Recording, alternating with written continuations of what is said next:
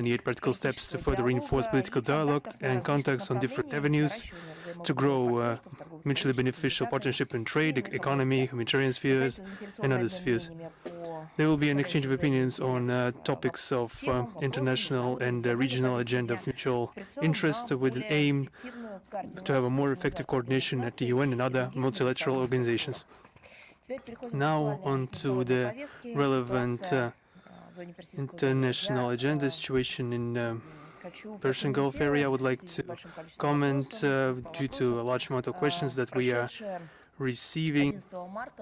The session of the UNSC of March 11. As you know, the UNSC adopted the resolution 2817 proposed by Bahrain, condemning the strikes against the Arab states of the Persian Gulf, with a call on Iran to immediately put an end to this practice.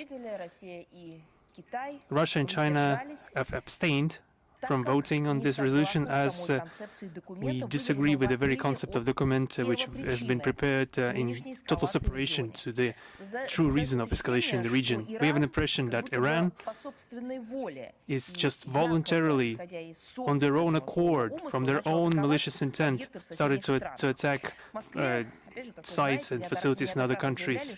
We've stated that the current crisis in the Middle East is based upon the unprovoked aggression of the United States and Israel against the Islamic Republic of Iran.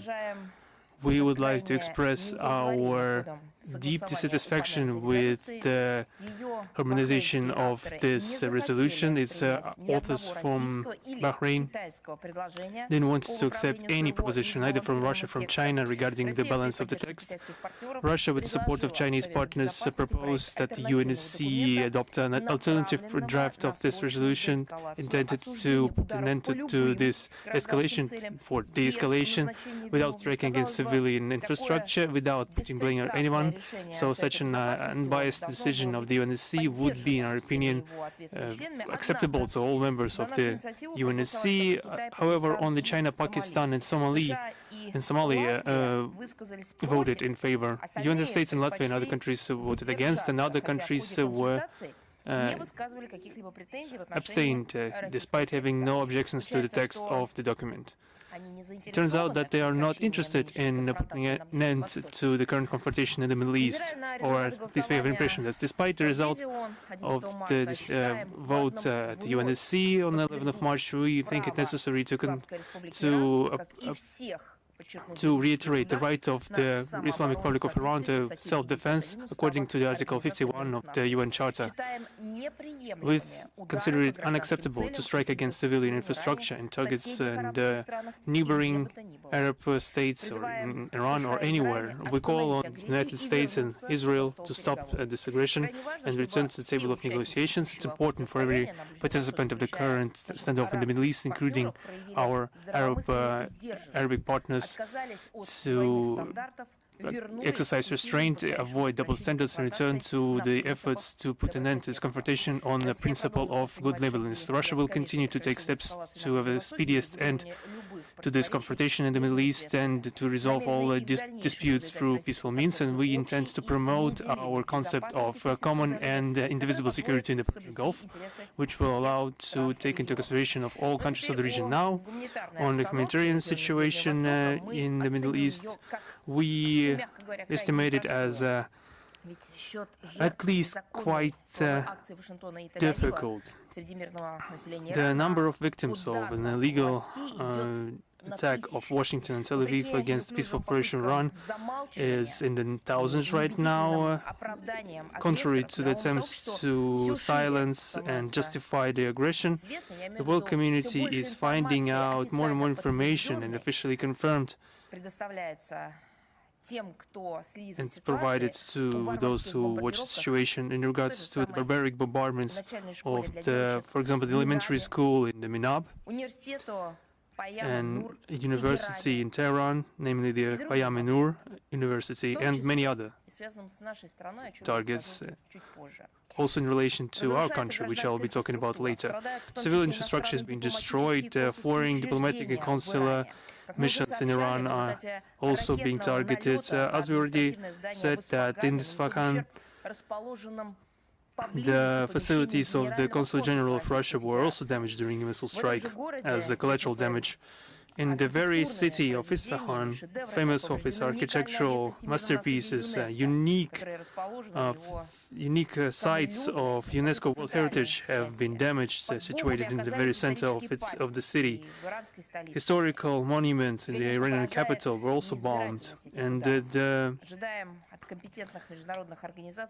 randomness of these strikes is stupefying. We expect the relevant international organization to have unbiased evaluation of the situation. I will be talking about the damage to the Russian facilities in the region a bit later. On March 7th, the United States and Israel shelled and set on fire 3 oil storage units in Tehran and its neighborhood.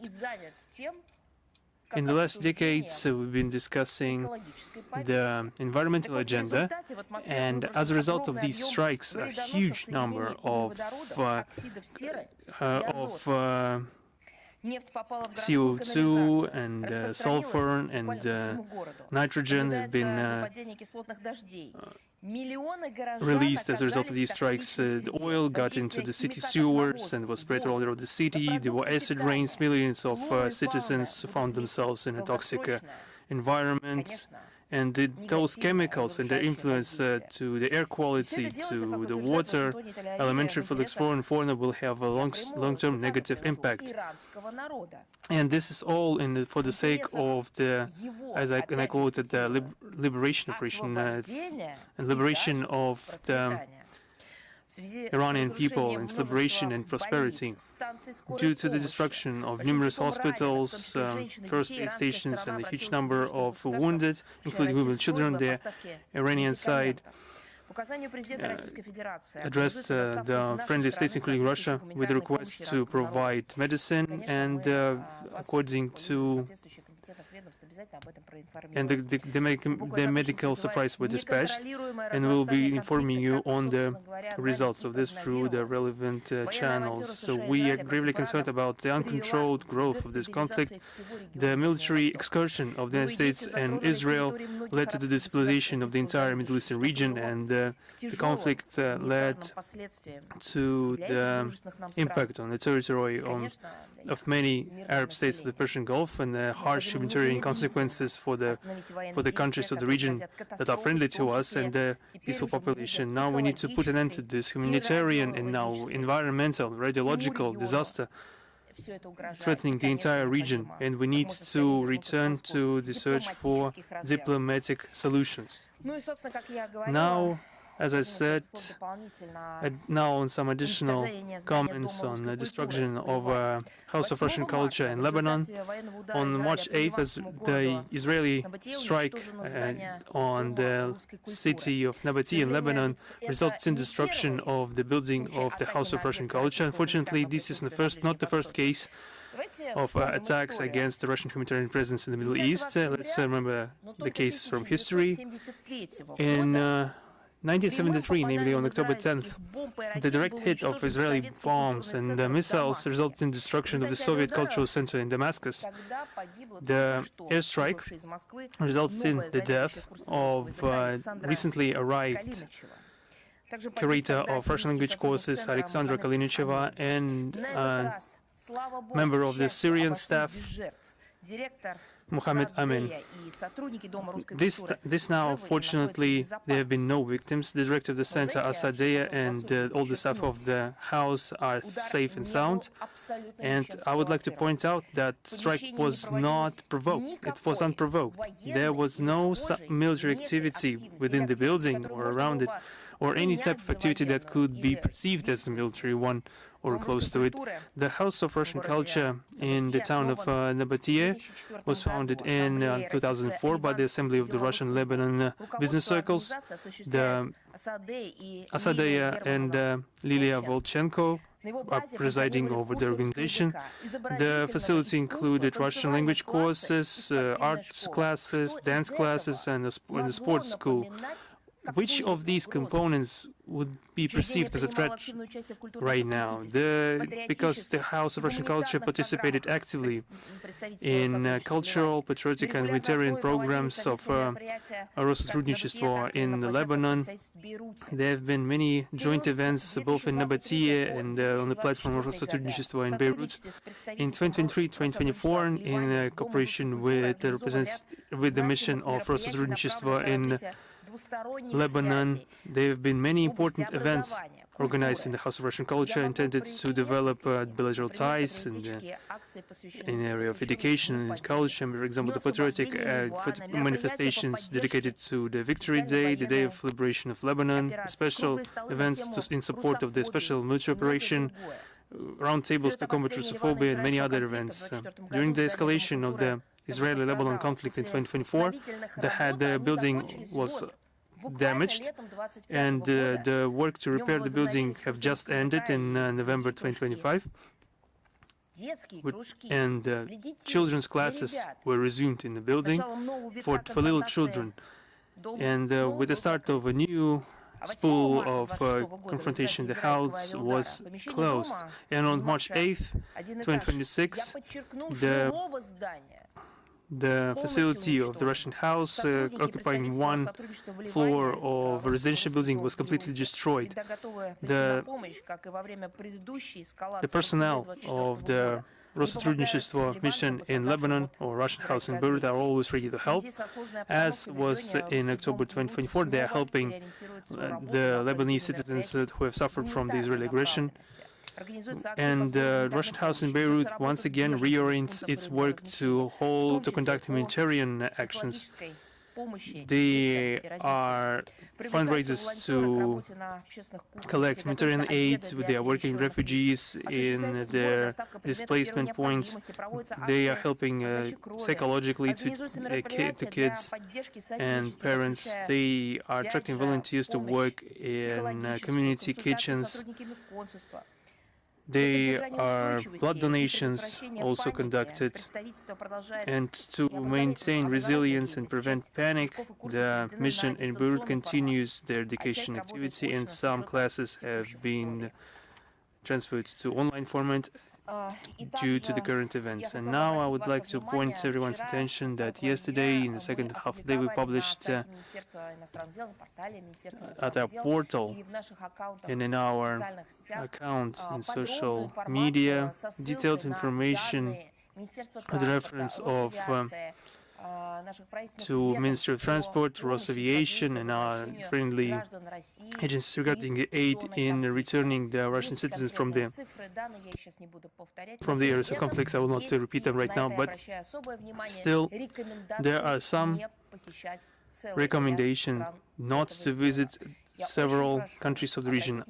It is my sincere request, and I would like to point the attention of media representative and publishing house, media personas, and users of the internet, and of course our tourist operators, our tourist sector, corresponding companies and organizations, to bear this in mind, to this very necessary information.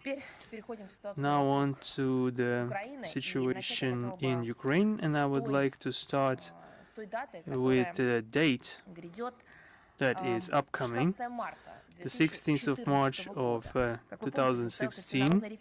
Remember that this day saw the referendum in Sevastopol, where the residents of the city voted to rejoin the Russian Federation.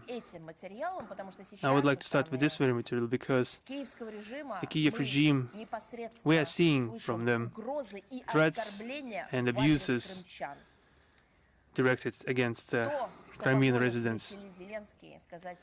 What Zelensky allowed himself to say in regards to those who took part in the referendum back then, who supported it, and who didn't preclude the opportunity of voting during a democratic procedure. What Zelensky said to them, told them, is shocking. He called them, and I'm forced to quote it, he called them inhuman specimens. That's what he called them. It's the first time when he is referring to people as specimens, And did he concretize right now who he has in mind when saying that? I will remind to this trash from Bankovaya Street how things really stood in 2014 on 16th of March. There was a historical choice to be made, which came as a result of a very difficult political processes that have started after the coup d'etat in Ukraine in 2014, which had their own history. The majority of Crimean residents expressed their desire to rejoin Russia. The results of the vote turnout were impressive. 96.7% of Crimeans and 95% of residents of Sevastopol supported the idea of rejoining the Russian Federation. On the 18th of March 2014, the Russian President Vladimir Putin signed the agreement to on the reunification of Crimea and Sevastopol to the Russian Federation. This is a very important historical, honest event, and which got the name return to the home harbor and became a symbol of historical justice and the protection of rights of people's rights, and of course, doubtlessly, it was a result of the implementation of national interests. And we presuppose national interests not just as some abstract state or society. We mean people, citizens,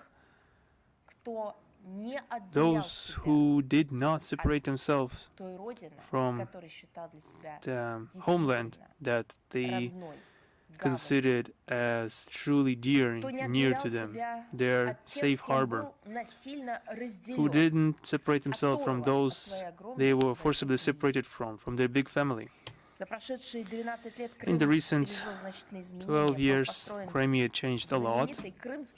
The Russian Crimea Bridge was built, the very bridge that, according to Zelensky and Poroshenko, was built. It would not be built, or it would be possible to build a bridge. Cannot imagine them saying that this kind of bridge could not be built at all. It would not be built. They were saying, well, where are we now? Are they really now saying that this is a hologram or it's not functioning? We've built it, in fact. And we remember what hate and outrage it caused from among the neo-Nazis, seeing this bridge revitalizing the lives of people, providing them not only with convenience, but even a symbol of reunification. And this bridge was targeted by terrorist attacks. This bridge that reconnected the peninsula with the mainland. Also, we've relaunched the Taurida water route, we improved education, implemented hundreds of projects of social importance. One of the more important changes was a significant update of the peninsula's infrastructure, which testifies to the existence of a long-term strategy to improve the quality of life of Crimean residents and the responses of the opposition of the region in the scope of our country. All these projects are implemented in all areas, including healthcare, education, household areas. The economy of the peninsula is being reinforced by the federal program of supporting small and medium businesses and stimulating regional businesses. The peninsula has turned into an important tourist center for Russians, and this causes an inhuman outrage by the Kiev regime. The support of federal and regional authorities made Crimea an important area for leisure, for tourism, including for our youth. Incomparable nature, historical landmarks, and modern conveniences attract millions of visitors and guests. And just look at the historical infrastructure, historical facilities, which have been improved and developed thanks to the support from Russia and Russians. Now, for many years, co-compatriots. The environmental programs intended to preserve the nature of the peninsula, support of local arts, etc. The return of Crimea was a key point of the reunification of Russian society, and according to sociological studies, the majority of Russian citizens are have positive outlook to the reunification of Crimea. Around 86% of respondents consider this decision as right and sound. They are underlining their historical truth, importance of historical truth, etc. The very Crimean Spring of 2014 was important not only as a political act, but also what's most important. This is a symbol of unity, patriotism, and proud in their own country, and the very unforgettable that we don't leave our own behind.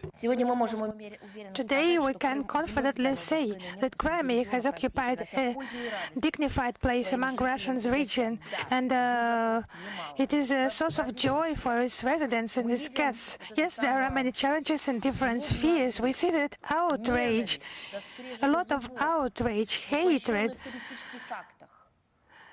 that is manifested in terrorist attacks, but we know we will overcome all that, and we know why that causes so much outrage. Because them, I mean the Kiev regime and its sponsors, those who are behind it. They have not invested the finances, they have not invested their soul into this unique place. By developing, they just did not pay attention to this region, did not pay much attention, and did not give opportunities to implement that cultural, what people have in mind, in their soul, to implement that. And they have done everything to tear the residents, the population of the peninsula, not only from their relatives, but from their common culture space with Russia. They did it cruelly and bloodily. But then they understood that this unification will be inevitable.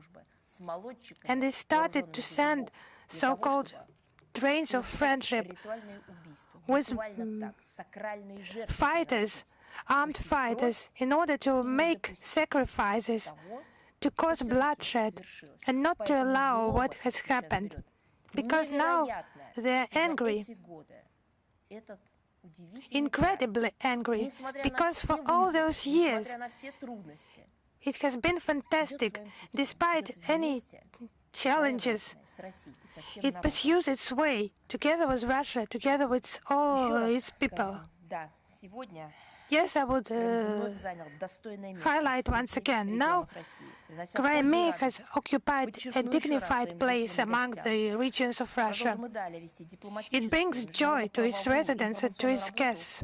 We will continue our law and information work in bringing this real picture to the international community, the real situation. Of course, there are no congratulations in advance, no such tradition, but in this case, we can do that because we have lived through those events, and we congratulate all the Crimeans and all the citizens of Russia with our common achievements, our common holiday. But about challenges, we will overcome them. And now those actions by the West, what they have caused in Ukraine, under its sponsorship, under its caring wing, the Kiev neo-Nazi regime, under the disguise of some military expediency, continues to violate international humanitarian law, commits terrorist attacks, vents its anger for failures on the Russian civilian population. They have once again targeted civilians sites, residential buildings, medical and educational institutions, civil and social enterprises.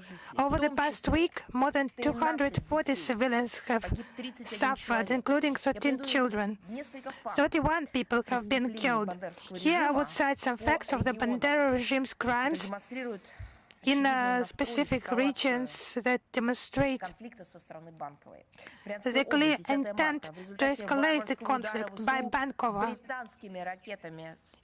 In the Bryansk region, on the 10th of March, a barbaric strike by the Ukrainian armed forces with Storm Shadow missiles. 7 people were killed and 42 people were wounded. There was a statement posted on the Russian Foreign Ministry website. The Bandera supporters also attacked the village of Klimevo with a drone. In Sevastopol, 9 civilians, including 3 children, were injured in a drone attack on the residential area of the city using explosive devices containing shrapnel. Those who do not know what an explosive device with shrapnel is, just consult the directories. Just read about that. I would reiterate, it was a drone attack against a civilian city, and children suffered. Kherson region, on the 5th of March, in the town of Aloshki, a Ukrainian UAV dropped a projectile near a grocery store. The target was chosen deliberately. 2 civilians were killed and 12 people were injured. A man was killed on the 9th of March in the village of Koropka. The Belgorod region, on the 8th of March, the Ukrainian armed forces attacked an ambulance. Fortunately, the doctors were not injured, as they were in a residential building providing assistance to residents. In the Zaporozhye region, on the 8th of March, a woman was killed. 8 people were injured in the town of Polokhi. A drone attack killed a married couple, and there were children, the young children in a car. A 6-year-old boy was wounded. On the 9th of March, in the Tokmak district, a drone struck a bus carrying the local youth football club Dieselist. The coach and 3 children born in 2011, 2012 and 2013 were injured. In the Saratov region, on the 5th of March, a drone strike on residential areas in Saratov injured 5 people. The regional clinical cardiology dispensary was hit, injuring an employee and a patient of this medical institution, I would highlight.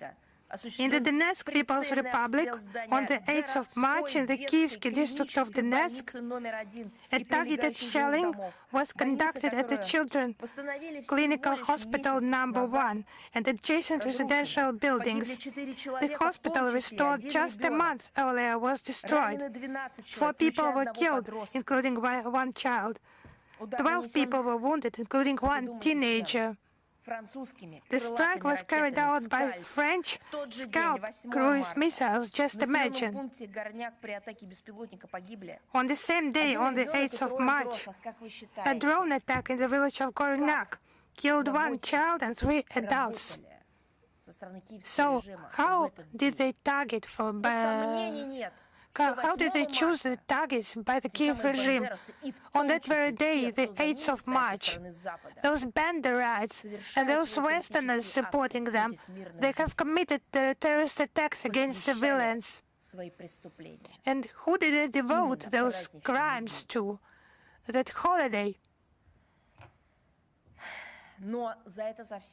But for all that, they will pay for that. Russian law enforcement agencies continue to take measures to prosecute Ukrainian militants and foreign mercenaries.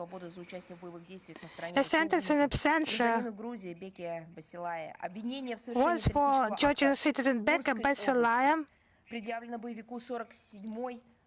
for crimes in the Kursk region. Yuri Musienko, a militant from the 47th Separate Military Mechanized Brigade of the Ukrainian Armed Forces, and the commander of the Special Operations Forces, Alexander Trepag, and his subordinate, Bogdan Ivashina, for a terrorist attack on blowing up the highway overcrossing in Bryansk, Novozabkov, Belarus. 7 people were killed and 4 minors. 184 Ukrainian armed forces fighters and foreign mercenaries were convicted. 71 people were sentenced to life imprisonment for the murder of civilians and cruel treatment of prisoners of war. According to the Russian Investigative Committee, 9,339 criminal cases have been initiated for crimes committed by the Kiev regime since 2014. There are 1,264 defendants, including Ukrainian military personnel, members of radical groups, representatives of security forces and foreign mercenaries. But let us have a look at such a beastly hatred. Despite the multi-billion-dollar financial injections from their Western masters, the situation of the Ukrainian armed forces is rapidly deteriorating. Those refusing to fight for the corrupt Kiev regime is growing. Their number is growing. The number of deserters ranges from 650,000 to 1 million people. The problem is aggravated by replenishing losses in frontline units, many of which are understaffed. They need to transfer air defense specialists, military engineers, artillerymen, deminers, and the fighters of the so-called International Legion disbanded at the end of 2025. They need to transfer them to assault detachments. And Zelensky has plans to recruit additional people. Yes, he has Napoleonic plans, but his fate will be the same. It will not be the fate of glory.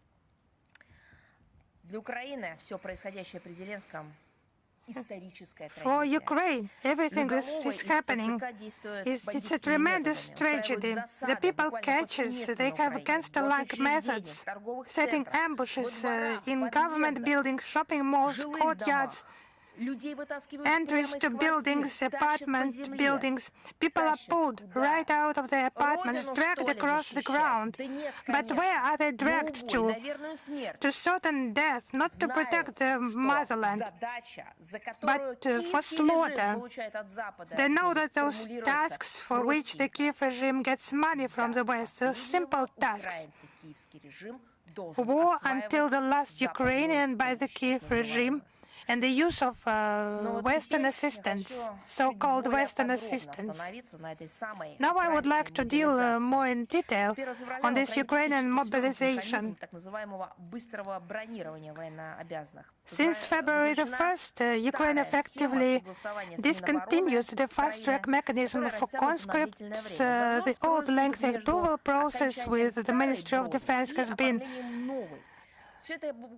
changed, and it deprives people of the necessary protection, making them easy prey.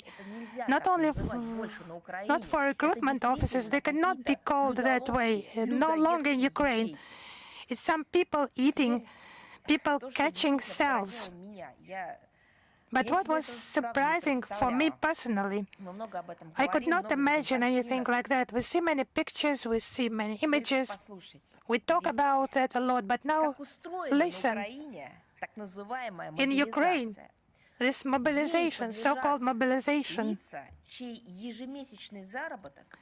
people whose income exceeds 2.5 minimum wage.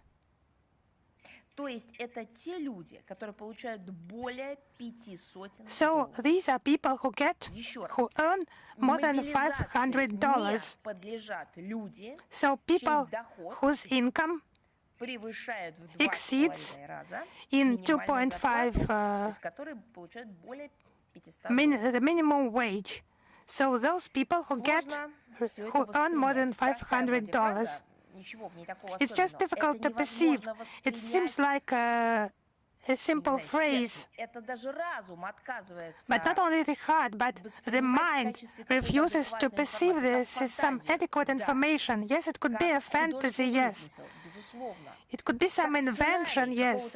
Some script for a catastrophic film, yes, maybe.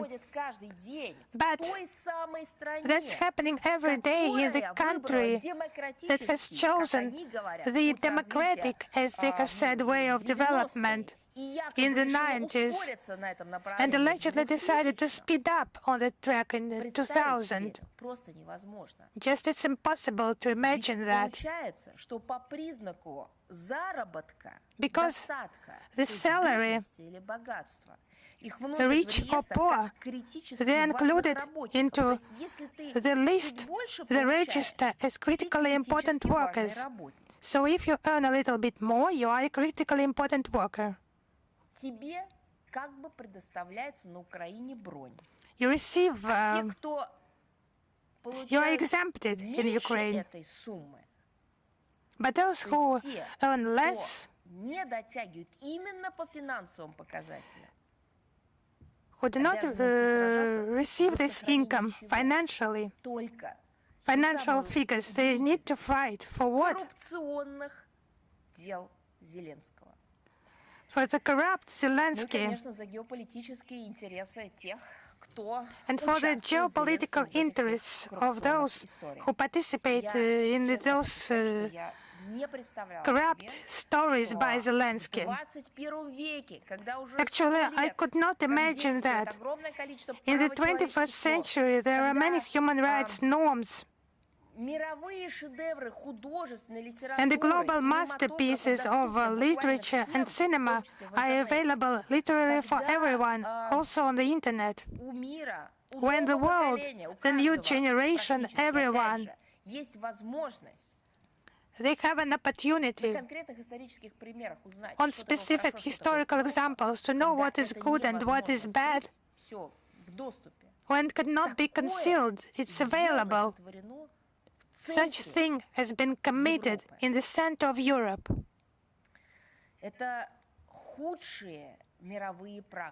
It's the worst global practices.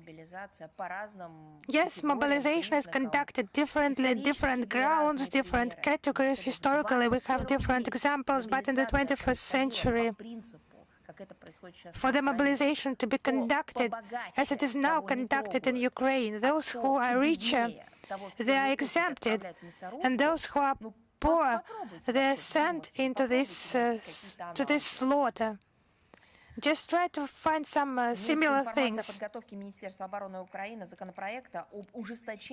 The Ukrainian Ministry of Defense is preparing a bill to toughen penalties for evading conscription. The emphasis is shifting towards financial and material pressure on draft dodgers through the seizure of their property and the blocking of their accounts. Once again, not for them protecting their motherland, using their skills on the front, but to kill them. And they are also robbed simultaneously. There is also digital surveillance in Ukraine. You see that there are no more safe places in Ukraine, also online. And it's not surprising that against this backdrop, ordinary citizens are resisting conscription. They just see how many times this law, Zelensky has just mocked that legislation. Zelensky and his company, they know that in the corrupt Ukraine, this legal system is not working. but rather it's just working to service the corrupt Kiev regime. This activity is gaining momentum in Kiev and Kryvyi Rih, Vinnytsia, Odessa, Poltava and Rivne. In 2022, according to the Ukrainian media, only 5 attacks on military registration and enlistment offices were recorded. In 2025, 341 attacks on them were recorded. It's not some invented drones, aggressors. Those are attacks by Ukrainian citizens, attacks against those hunting them, the Kiev regime. This year it has already been 24 attacks officially reported, only officially. And now the Kiev regime beastly actions in the religious area. On the 26th of February, the Kiev Regional Council, without waiting for the completion of the court hearing on the lawsuit filed by the State Service of Ukraine for Ethnopolicy and Freedom of Conscience, recommended to facilitate the transfer of its communities to the schismatic Orthodox, quasi-Orthodox Church of Ukraine and prevent the use of municipal property by the Ukrainian Orthodox Church. Just think about that. All those recommendations have been provided to the administrations and to the military structures. This decision was lobbied by the Regional Council Deputy Roman Titikala, I beg your pardon, who lamented the capital region's lack in the rate of raided seizures of Ukrainian Orthodox churches and the change of jurisdiction by its communities in favor of the self-ordained. According to this Titikala, the entire existence of the Orthodox Church of Ukraine from 2019 to 2025, allegedly voluntarily, 307 religious communities of the Ukrainian Orthodox Church were converted, and more than 300 communities remain committed to the canonical church. This Titikala thinks that that's not right. And Archpriest Nikita Chekman, a lawyer of the Ukrainian Orthodox Church, promised to provide a full legal assessment and initiate appeal proceedings against the decision. Specifically, it was the violation of Article 19, which obligates local governments to act solely within the scope of the relevant law and does not grant them the right to influence the canonical subordination of religious communities. Furthermore, this decision violates Article 35 of the Constitution, which guarantees the separation of church and state and is obligated to maintain neutrality and has no right to induce changes in the subordination of communities or does not allow to interfere in their internal decisions. On February 25th, the Ukrainian Ministry of Culture opened control access to the near caves of the Kiev-Pechersk Lavra, closed since August 2023. I saw this information in Ukrainian media, especially in the TV channels. The head of the agency and the Vice Prime Minister on the issues of interim policy, Tatiana Verezhnaya, pointed out that the current exhibitions on the nearest and further caves will take only half an hour and will be accompanied by the 4 staff members of the monastery and law enforcement agents. What is this? An escorted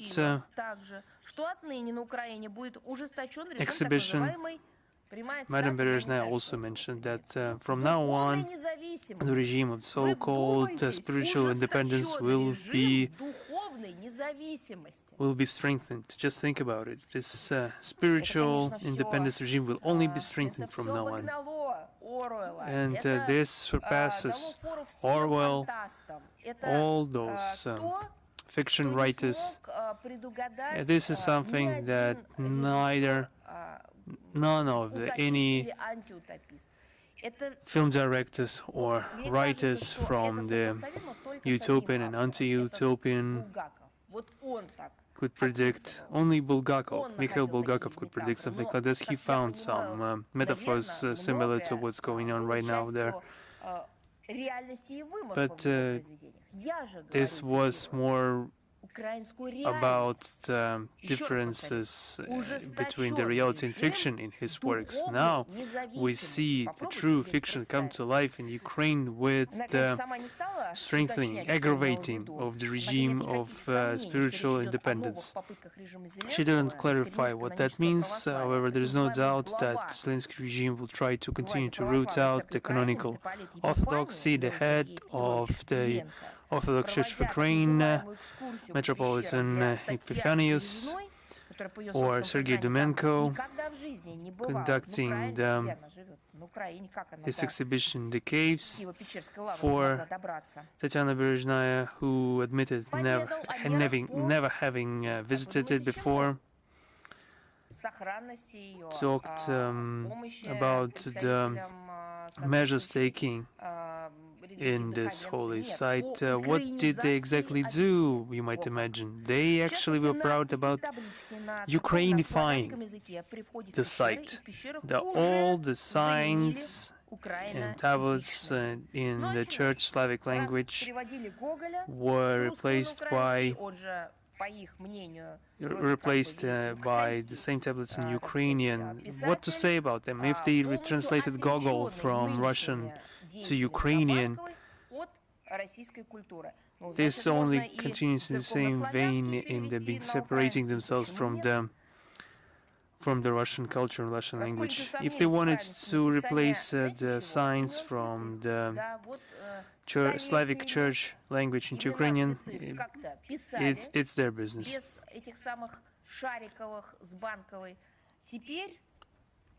And now they needed to rewrite everything. We already saw it all. This is the worst thing that happened now to Ukraine in the 20th century. This is the worst thing that happened, and that's the very part of their history, or our common history, that they took and praised and glorified. We see the Kiev regime doing everything for the quasi-Orthodox Church of Ukraine to swallow the Ukrainian Orthodox Church whole, to become the singular national church, but this will not be successful. They will fail. Despite the forceful takeovers of temples, despite the rewriting of history, despite the rewriting of texts into Ukrainian, no matter what they do, we see that people are not too much in a hurry to change their allegiance to the new church. They are not in a hurry to become the part of this Orthodox Church of Ukraine. And the seized temples are now standing empty. We see this, and it's a shame, it's a disgrace, because those temples are empty. What will they do then at the Ministry of Culture of Ukraine? What else will they come up with? This agency of state service regarding the policy of freedom of conscience, aggravating the cultural independence, spiritual independence regime. Will people be forcefully collected there in those temples? We saw such examples in the past, so it's possible. The only thing that they could do correctly is to admit their own mistakes, at least at the level of mistakes. Not this could become some point of some turning point, but no, they are adamant on continuing their same policy without apologizing for anything. The very massacre that we're witnessing coming everywhere, not only in the battlefield, and we are witnessing this spiritual fight for the heart and soul of a person, especially in the context of this aggravated, very barbaric, beast-like war against the memorials in Ukraine. On 10th of March, we found out another act of vandalism in regards to a historical monument in Odessa. This time, the Banderites have mobilized themselves against the column of Alexander, the monument erected in year 91, not in 1991. Perhaps there was some hastily erected monument, one might think, but no, this monument was erected back in 1891. This monument was established that year, and it went through a lot, the entirety of the 20th century, but it didn't manage to survive the Kiev regime. When in 1891 it was erected, 10 years after the death of Emperor Alexander II, and it presented itself as a sort of a copy of column of Alexander in St. Petersburg. It was situated in the park, a park that was opened in 1875 with direct assistance of Emperor Alexander II, who had planted the first tree in that park.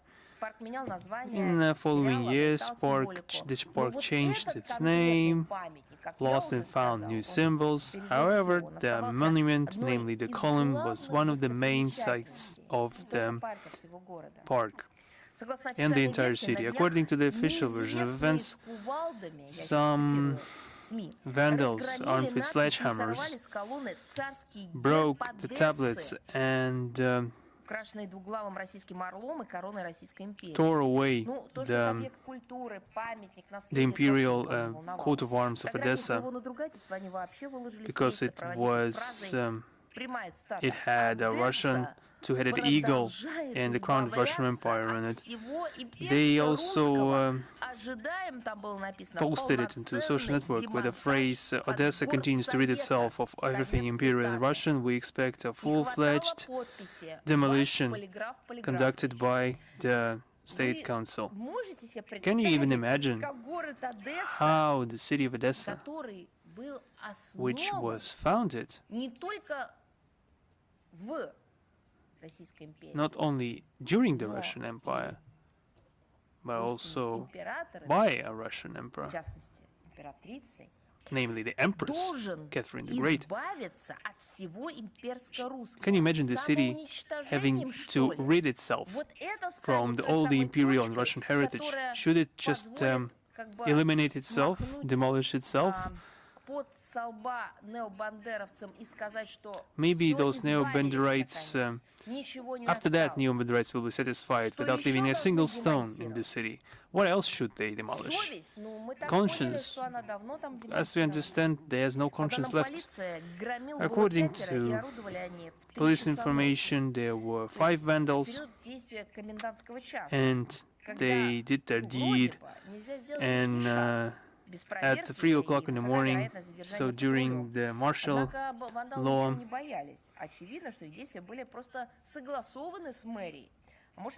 during the curfew, to be exact, where you cannot do anything without a corresponding order from the mayor's office of the city.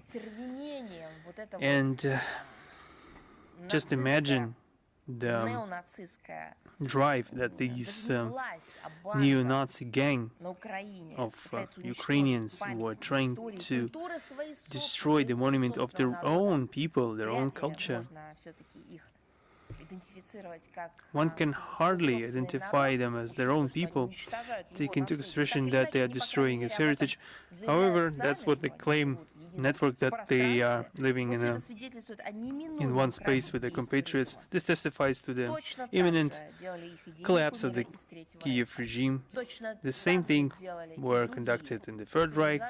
The same things were conducted by other civilizations that simply vanished from history. Preparing to flee, they destroyed everything, burned everything that they couldn't get out of the occupied territories. Remember the Hitlerites, they did the same. They wanted to destroy any traces of their crimes, or they were just trying to cause as much harm as possible. History put everything in order. at the end. All the aforementioned facts and everything that we have been talking and will be talking confirm the relevance of our task to denazify, demilitarize Ukraine and remove military traits emanating from its territory, and all those goals will be accomplished. Now on Moldova, I came up with an interesting formula with the help of my colleagues. If things are going bad, you just need to blame Russia. That's the mentality of the Moldovan authorities. The worse the situation in Chisinau is, the more they complain about our country. On March 5th, the MFA of Moldova published the so-called warning for Moldovan residents, where they stated the alleged reinforcement of the practice of persecution or even detention when entering Russia and its territory. They are lying.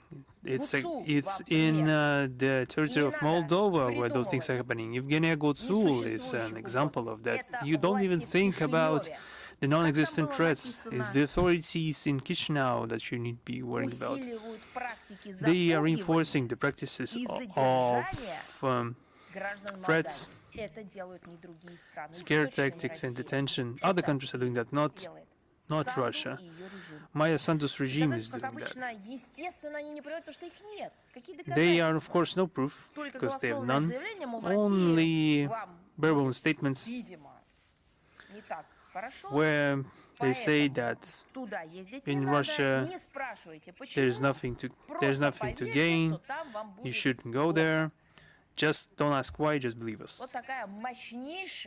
That's the very powerful argument of the highest order that they have. Everything is actually in reverse. The Moldovan authorities are disrespectful towards the Russian citizens entering Moldova, but they're also disrespectful to the very same Moldovans. Have you forgotten that?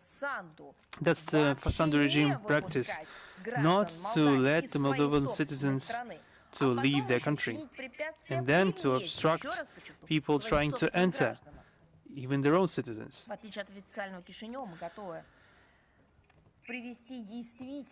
Unlike official Chisinau, we are ready to provide official facts, and we will give them.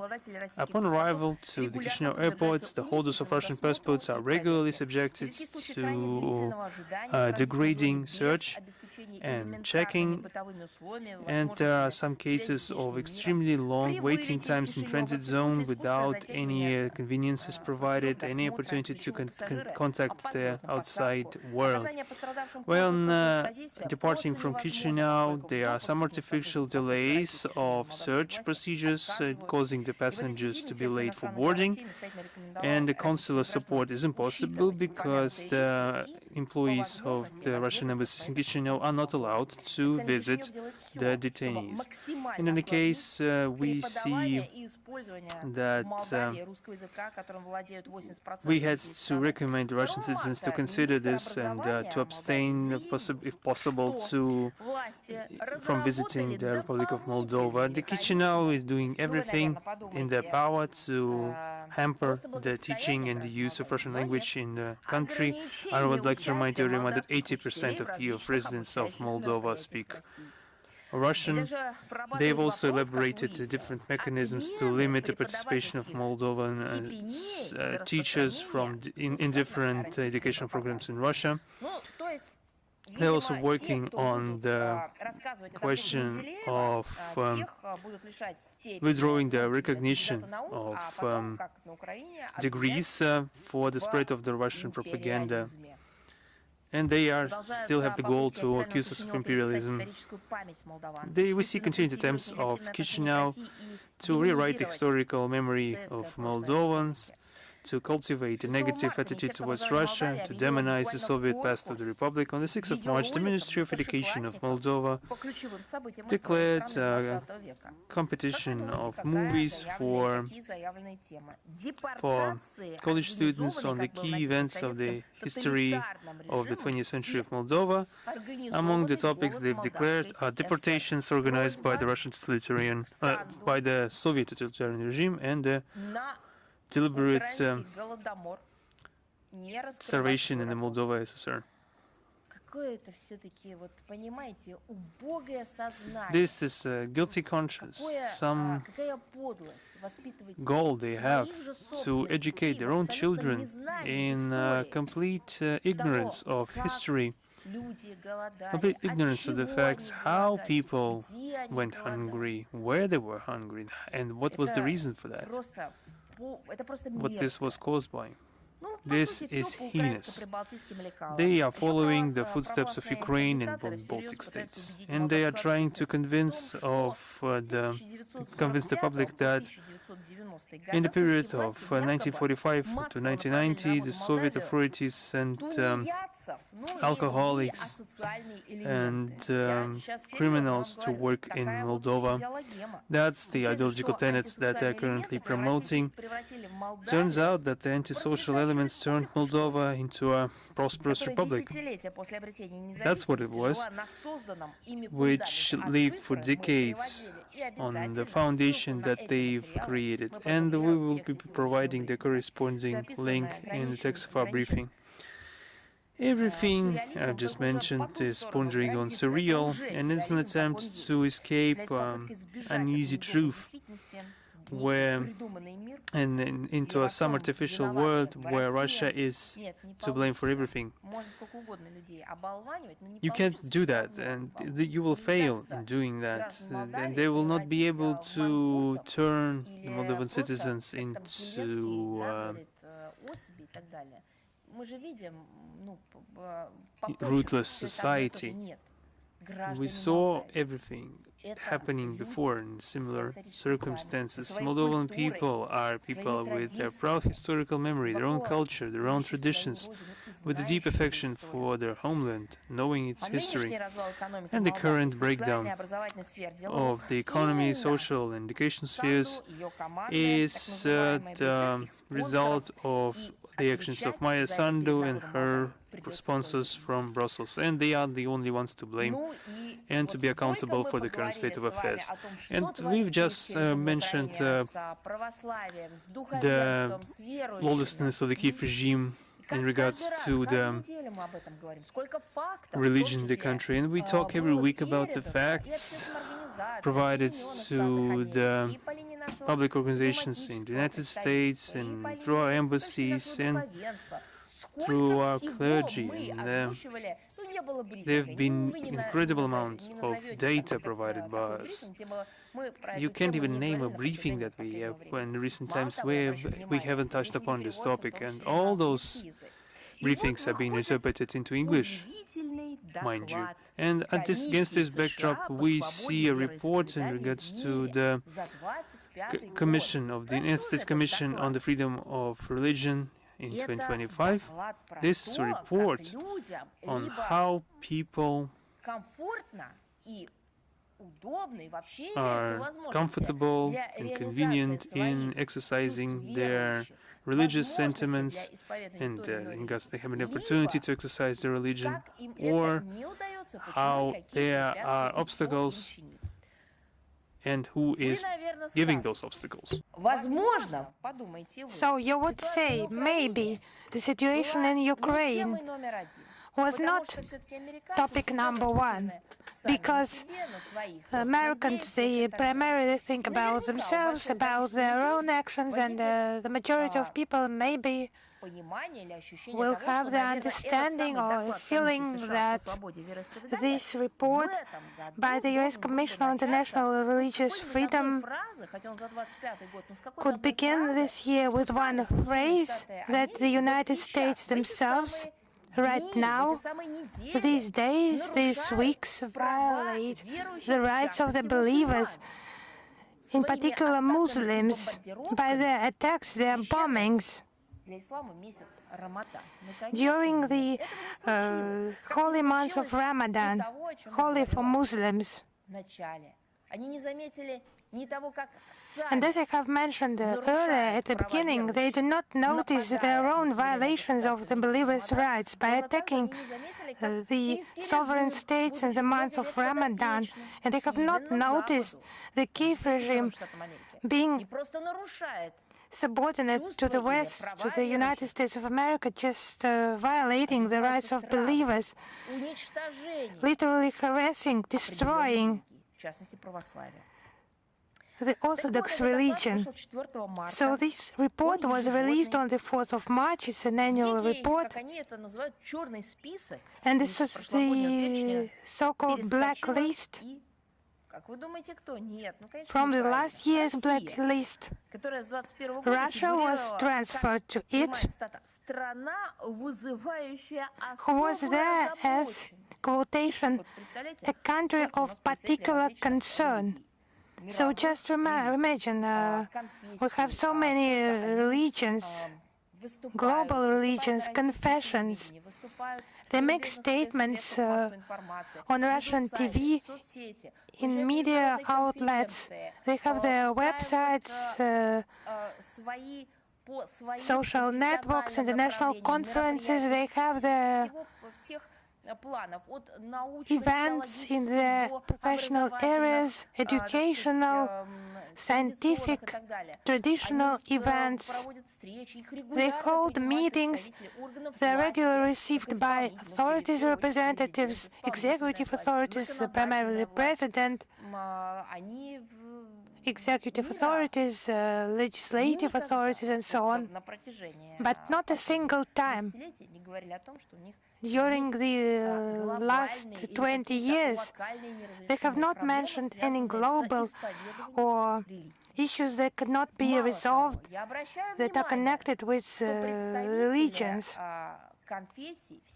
And I would draw your attention that confessions representatives have on multiple occasions highlighted that for their confessions for Orthodoxy, Christianity, Catholicism, Buddhism, Islam, the highest ranking spiritual leaders, they highlighted that for their confessions, it's a historical moment of renaissance when new opportunities emerge connected with their cult, education, state, society interests,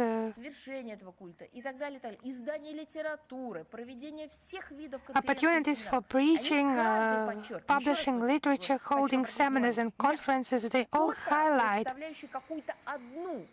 not just one representative of a certain confession, but each confession it highlights.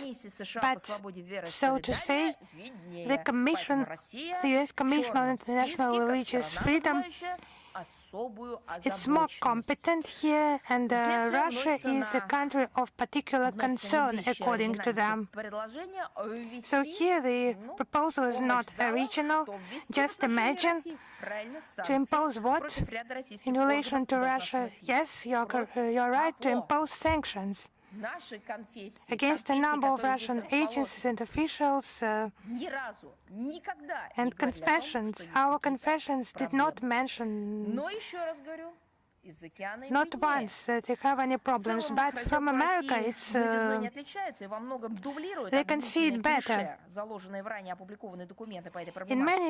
On many occasions it duplicates the accusatory cliches.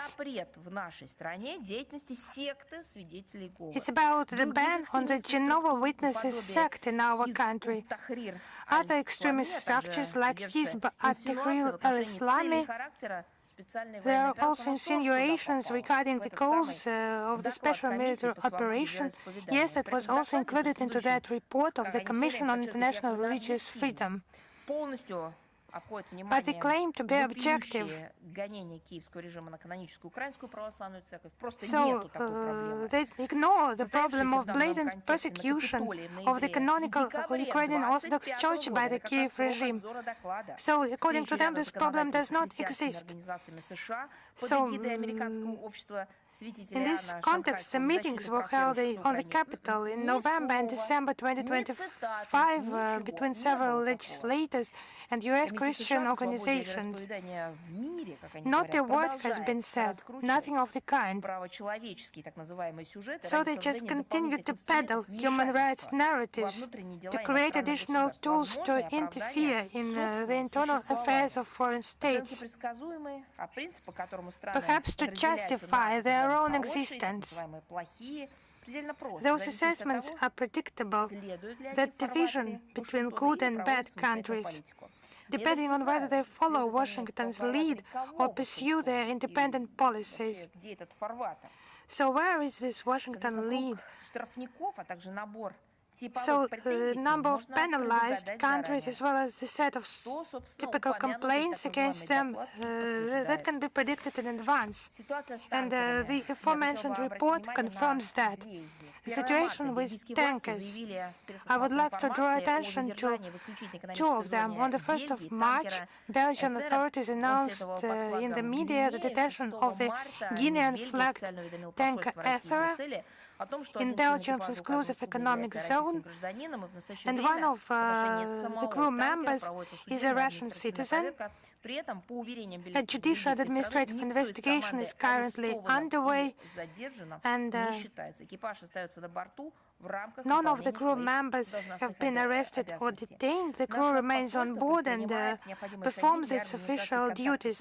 Our embassy takes the necessary steps to establish contact with the Russian citizen and ensure that his legal rights and interests are respected.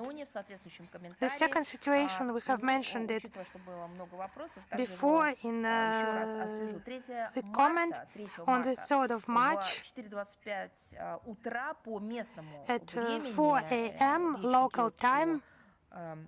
It's about Maltese time. Arctic Metagaz gas carrier, Russian flagged, with 30 Russian crew members that carried 4,000 cubic meters of liquefied natural gas, was attacked in the Mediterranean Sea near the coast of the island of Malta. The vessel was deprived of electricity, there was a gas explosion. However, the crew demonstrated courage and professionalism. All the crew members managed to evacuate. Thanks to professional activities by the crew, there were no casualties. And the search operation was assisted by other vessels in the region with Russian crew, and they detected that boat. The crew was assisted, and they were on the way to the Russian port. But in Western media outlets, there was a fake information that the vessel caught fire and caught fire by itself. It was false information, and there were urgent messages about evacuation, but the Maltese authorities declined evacuation of the Russian crew, and the Libya service assisted by sending its boat, and with the cooperation of a Russian embassy in Libya, the crew received medical assistance, and after their medical condition was admitted acceptable for their flight to Russia, 2 crew members were taken by special flight to Russia and taken to hospital. The attack on a commercial civilian vessel is a blatant violation of international sea law. It's striking against civilian site and detrimental to the environment. And in other words, it's about a terrorist attack and a military crime. And that was done in proximity, in the vicinity of the EU countries, their borders, but none of the EU states condemned what has happened. Human rights, no, they have not heard about it in the European Union. But literally today we drew attention to the messages about the official Yerevan declining the Russian side's initiatives to provide humanitarian aid to the refugees from Karabakh. So in order to avoid any speculations, we were not going to make public comments about that, but as there were questions, I will just deal with this issue in more detail. Russia has never left people of the mentioned region without assistance and has always assisted people in Karabakh and was among the first to send humanitarian aid to the region. However, they were not very glad about Russian assistance for some reason. No thanks, as they said, but now a new denial, refusal. It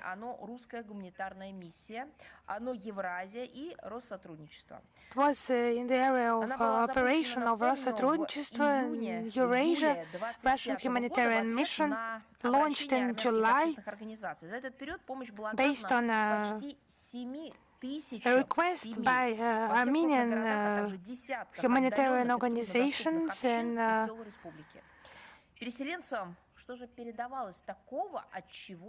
the communities situated in far region. So why did they refuse? They also brought products, 8 kits and specialized products for children. So it was around 40 tons.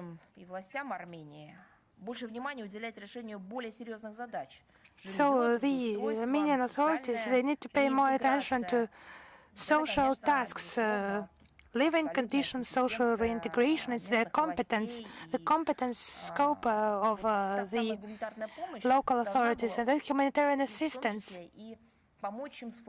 It should have helped them to focus on the primary goals. But the main thing is the assistance to people. Moreover, part of goods and products, those are product kits, they were purchased directly in Armenia. It was an additional impetus to local production and small businesses and created an important additional effect. In itself, the refusal by Yerevan to cooperate further, it could have been understandable if the aid wouldn't be needed, but it would have been obvious by the Russian side not to offer that aid if it is not needed. Let us have a look at the fact. A number of requests by Armenian citizens for such assistance was growing. But the basis of Yerevan not agreeing on the new shipment of aid, it just causes more questions than answers. So I will quote: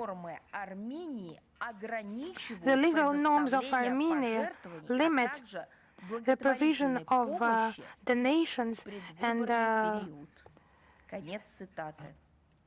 assistance in the period before the elections." End of quote. So we have tried to find out what exactly they mean, but the Armenian authorities, they had difficulty to precise which acts they meant. So such restrictions are imposed only on the structures whose name can be somehow linked to names of parties, for example, who participate in elections. Maybe they meant that. So how does that concern this situation? As the international and charity organizations, they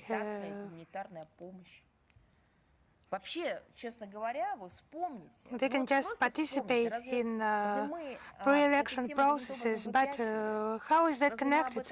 Pre-election processes and humanitarian aid. So the assistance provided by our country to other countries because of casualties, conflicts in different corners of the world. Naturally, we tell about that, but in this particular case, when there were questions, we answered them, but for that to become some propaganda or agitation, that has never been the case.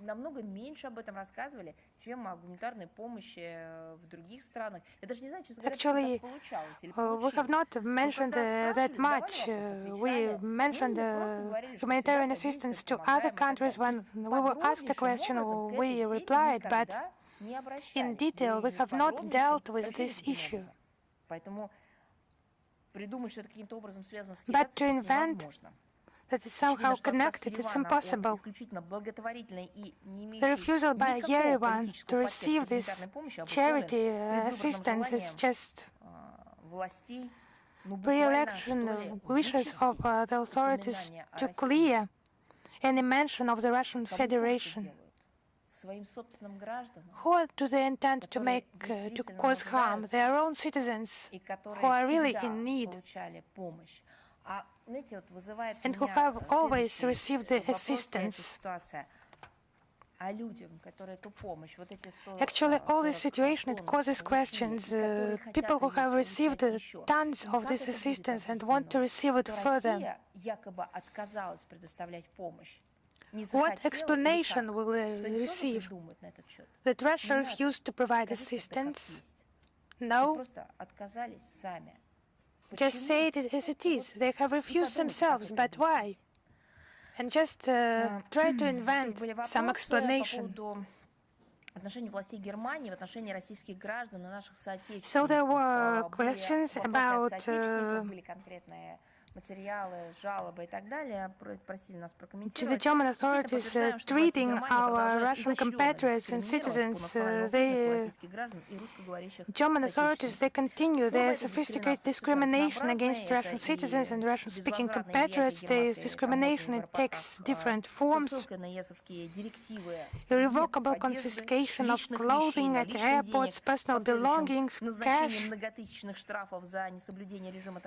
many thousands of fines for non-compliance with the so-called anti-Russian sanctions, restrictions on banking services, including endless checks, and requiring various types of documents. So they deliberately continue to view virtually any Russian citizens present in Germany as suspicious, fostering an atmosphere of distrust and so-called toxicity around Russians. Just arbitrary and lawless treatment. Once again warn against visiting Germany unless absolutely necessary, and we strongly recommend to follow the relevant warning posted on the Russian Ministry of Foreign Affairs website. We will cite this link in the text version of the briefing. Now about vandalism in the military cemetery in Gdansk. The remains of more than 3,000 Soviet soldiers lie there. Red Army soldiers,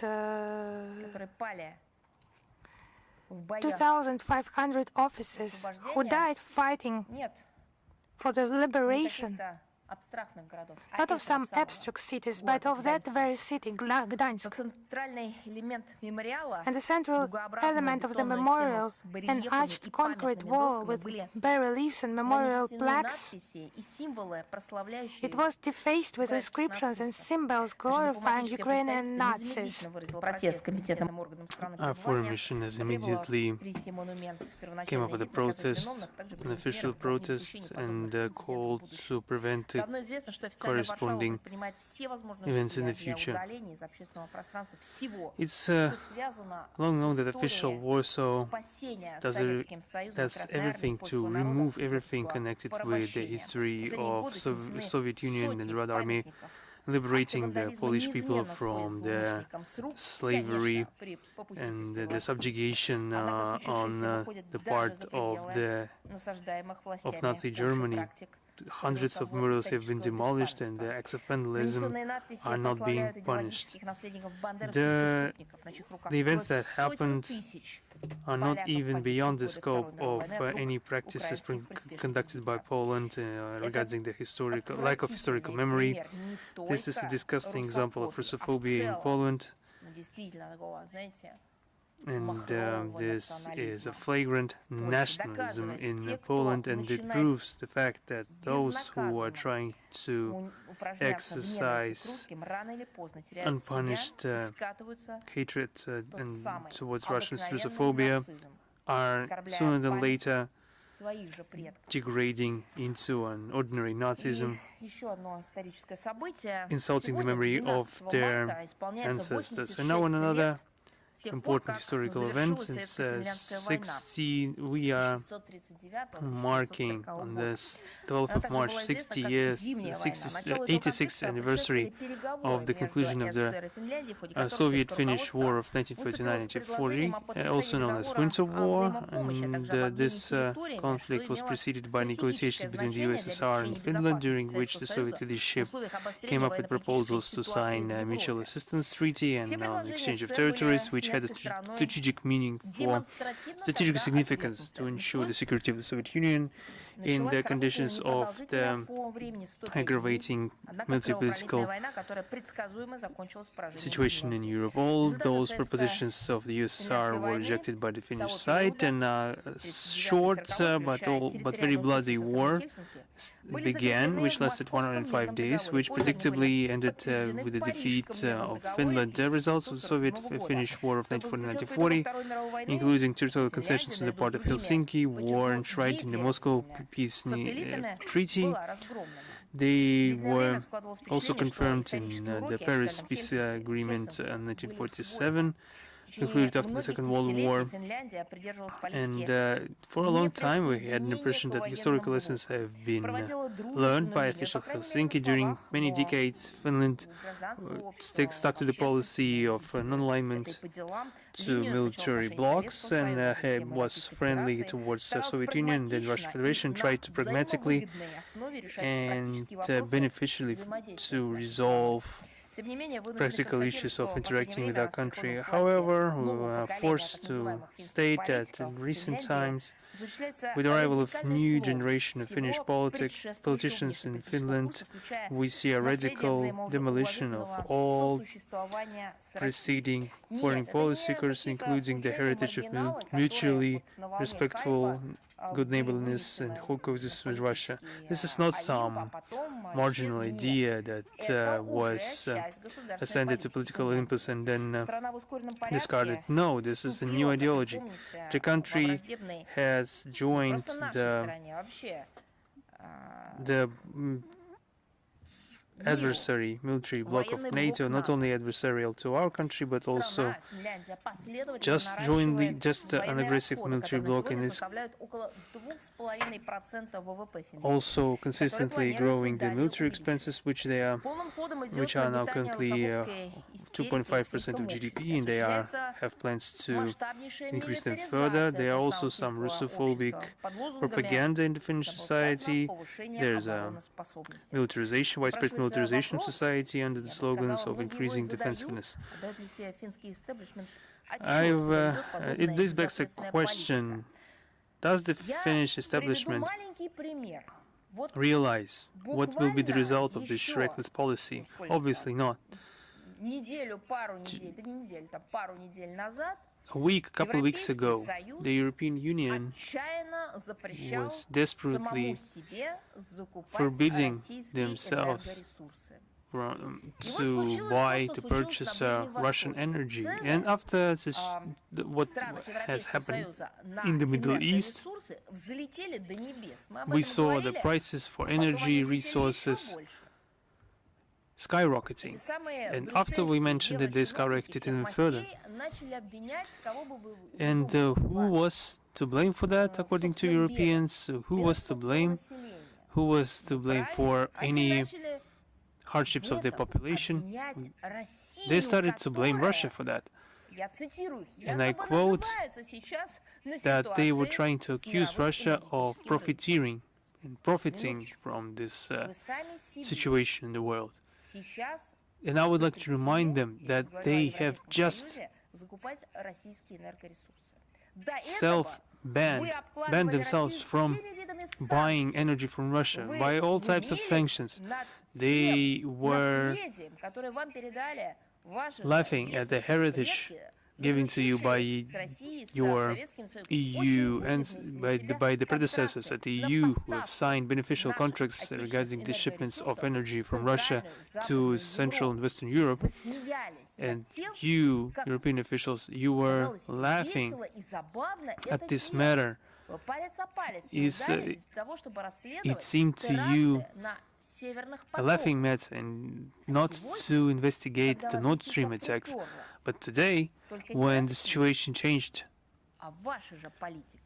where your exact policy resulted in hardship, you have started to frantically search for someone to blame.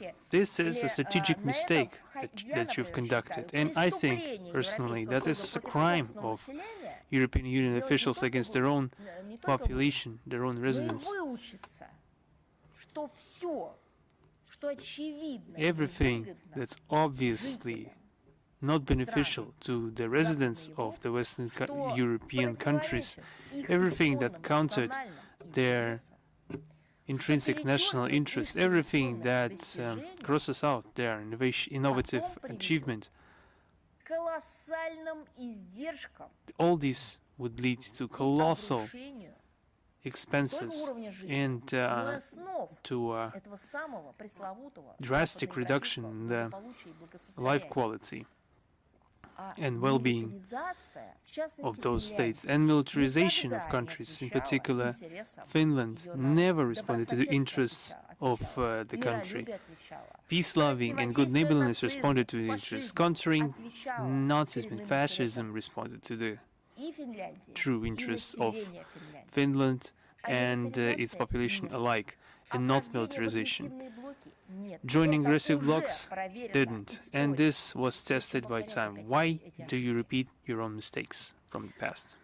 The lessons of a recent past, unfortunately, are completely forgotten by the current establishment in Finland. They are recklessly ignoring all those lessons. However, we have not expected anything better. The quality and level of their training and their acumen speaks for themselves. Just it's enough to remember the statement of the Foreign Minister of Finland, Elina Valtonen, who in December 25 stated that, in her words, that in the last 100 years, Russia attacked 19 neighboring states, and no one attacked Russia in return, according to her. In the last 100 years, that's what she said. She managed to utter these words at the 80th anniversary of the victory in the Great Patriotic War, where nobody attacked Russia, obviously. Once again, in this anniversary year, our country honored the memories of dozens of millions of victims of the war, and now our court elevated the case to represent a genocide of our people.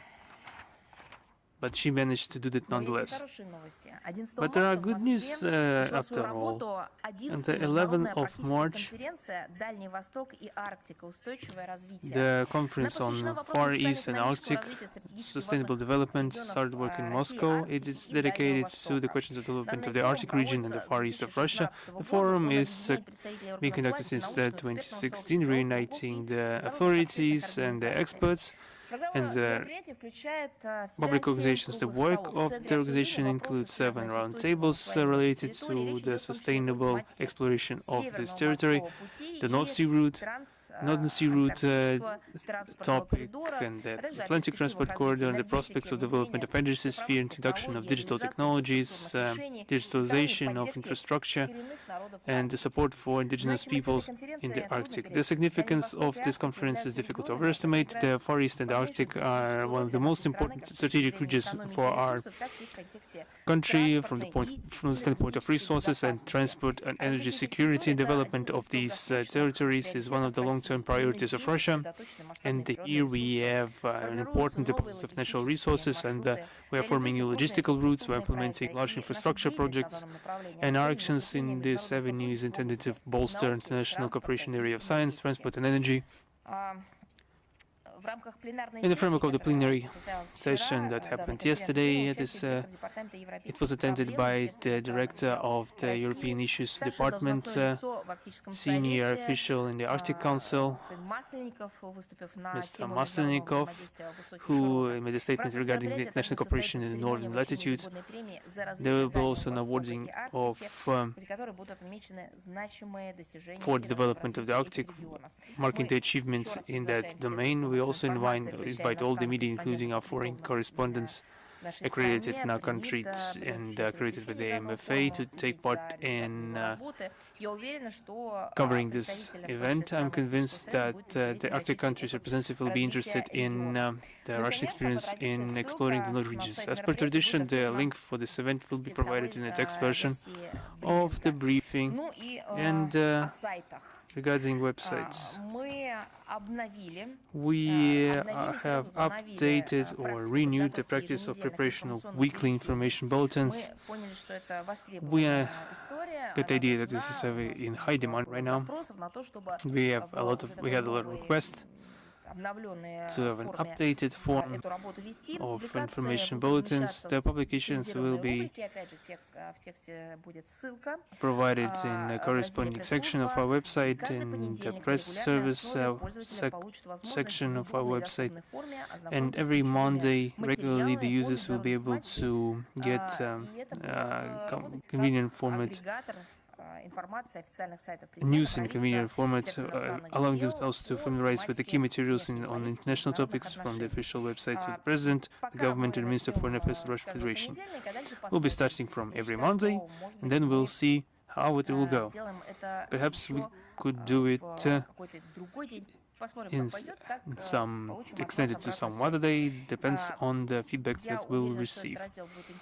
I'm convinced that this section will be interesting to the relevant experts and foreign relations students and all those who are interested in the foreign policy. This will be a very interesting archive of main foreign policy events and will provide an opportunity to monitor the information work of the aforementioned state agencies. We will be glad to get any feedback and any constructive criticism. Of course, it will be welcome. Another historical material. Now on the 170th anniversary since the birth of the Russian official, statesman and diplomat Alexander Izvolsky. He was born on 16th or 18th in the new style, 6th on 18th of March 1856 in Moscow. In 1875 he graduated at the Lyceum of Alexander and started working at the Chancellery of the Ministry of Foreign Affairs. In 1876 he was appointed to the Russian mission in Rome. Further he worked in the Consulate General in Eastern Rumelia, which was an autonomous province of the Ottoman Empire, practically under control of Bulgaria. Then in the embassies in Romania and the United States. In 1894 and 1897, he was a minister resident with the Holy See.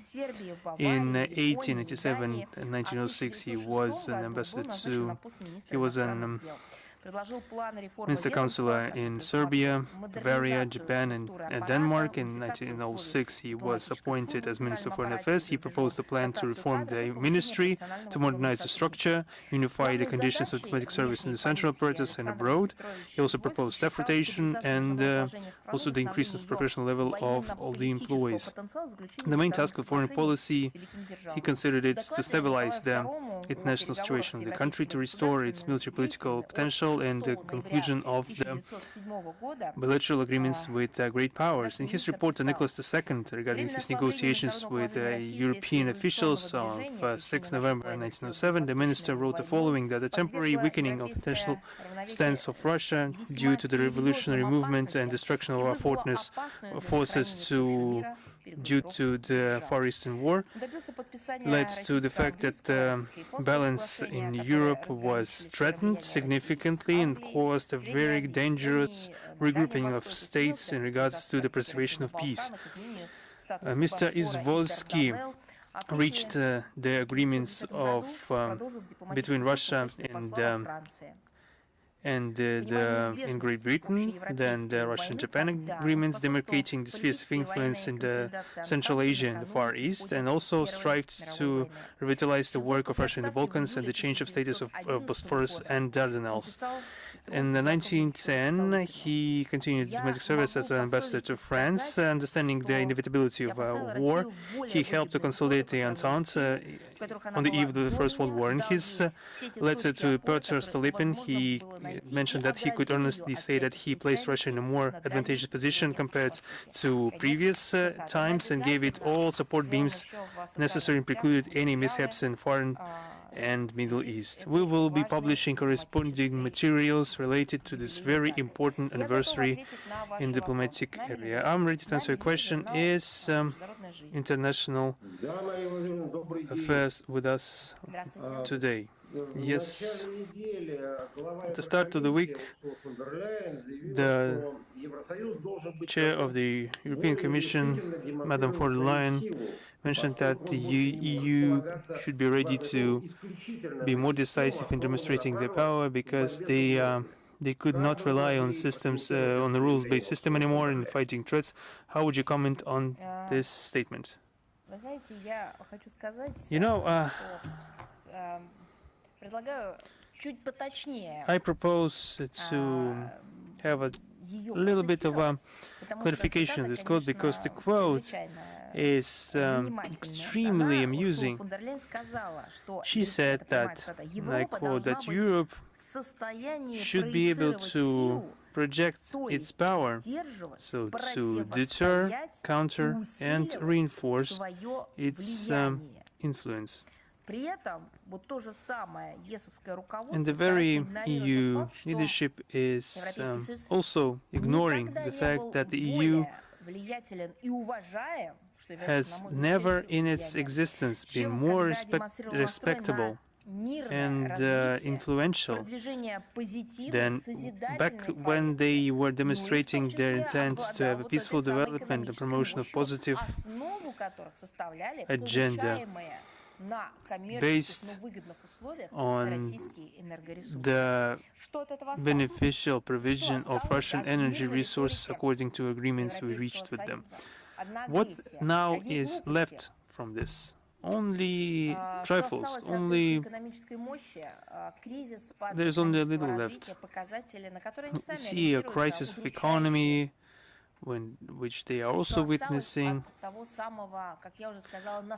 We are seeing that the heritage of the political predecessors being eroded, despite the fact that their predecessors had the wisdom to conclude beneficial long-term agreements and treaties with their country, beneficial infrastructural projects, for example, to get energy. Nothing is left now.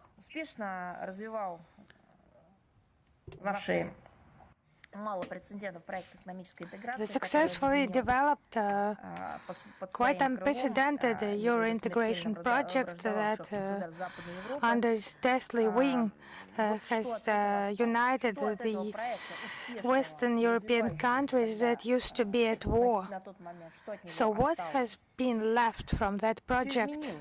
Everything has changed. But to quote the time that has changed is just useless, because it's not the new year has come and everything has changed. It's the Brussels officials that are creating those benchmarks. According to Ursula von der Leyen's statement, it's a basic transformation of an aggressive, intractable and confrontational international player. Today, Western Europe is the main driving force of that war coalition, and defense spending is growing. In the EU, they have grown by almost 60% compared to the same period in February 2022. So the total military spending by the EU member states in 2025 amounted to 381 billion euro, making it the second highest in the world. So just let me remind you how much money they have spent for the terrorist Kiev regime in the center of Europe, billions of euros. That uncontrollable terrorist regime using those funds against civilian population for terrorist and extremist purposes. So apart from all the other problems, they have created yet another Nazi beast in the center of Europe. They have armed it. They have provided money to that, as they have done in the 1930s. It's clear that the militarization of the EU is done not in the interests of ordinary European citizens, but rather to please transnational arms manufacturers, lobbyists and intermediaries.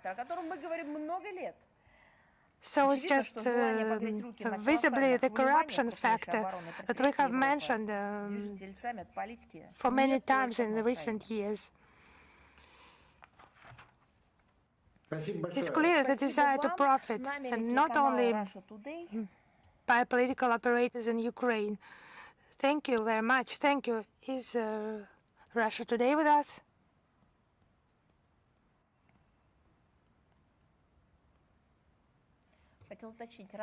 I would like to precise, is Russia Today with us? If not, we will move on. Is Izvestia with us? Yes, hello, Madam Zakharova. Our question is about a threat by Europe to transfer nuclear arms to Kiev. Why does the West, why is it not afraid of those red lines? So it's just a combination of silliness. It's just interdependent events, common degradation that we observe in the last decades. It's just insanity of the European ruling elites. There is something irrational in the statements, opinions of those who are convinced that the factor of that reasonable fear of the previous generations of the Europeans with regard to what is connected with nuclear weapons and their propagation. So the US have stationed on the territory of Western Europe their own American nuclear weapons, and they have not allowed those Western European regimes, have not allowed them to participate in governing those nuclear facilities.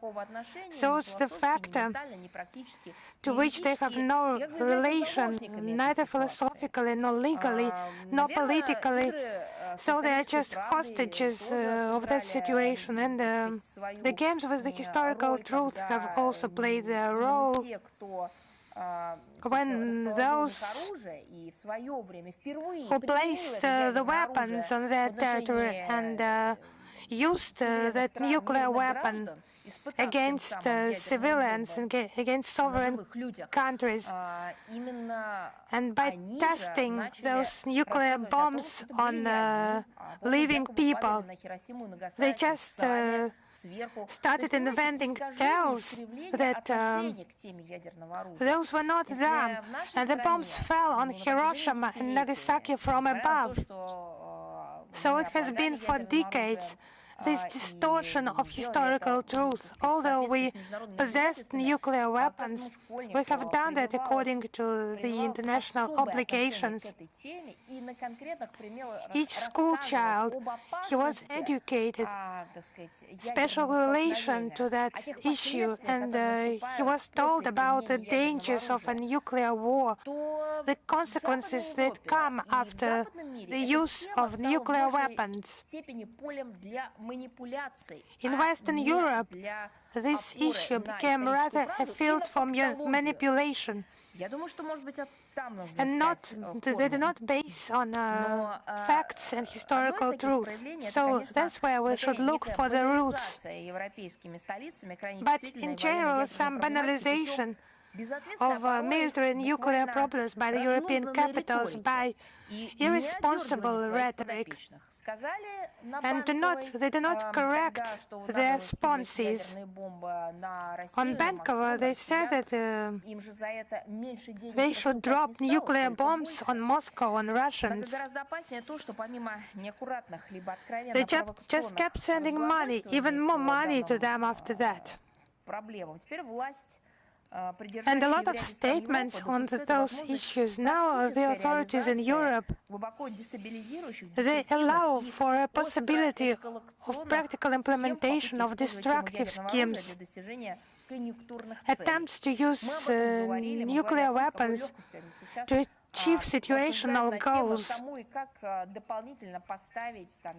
Now they just make statements about shipments of those weapons, nuclear weapons, in collaboration with Paris, Berlin, London. Just some cars, several divisions, a couple of tanks, and so on. It requires special preparation. They forget that it's a highly sensitive issue, but they have presented such arguments when it was about building nuclear stations. When it's peaceful atom, they will find some environmentalist public figures who are trying to ban that. But then it's about some network business, nuclear business for military purposes in violation of the previous norms and provision, all of them.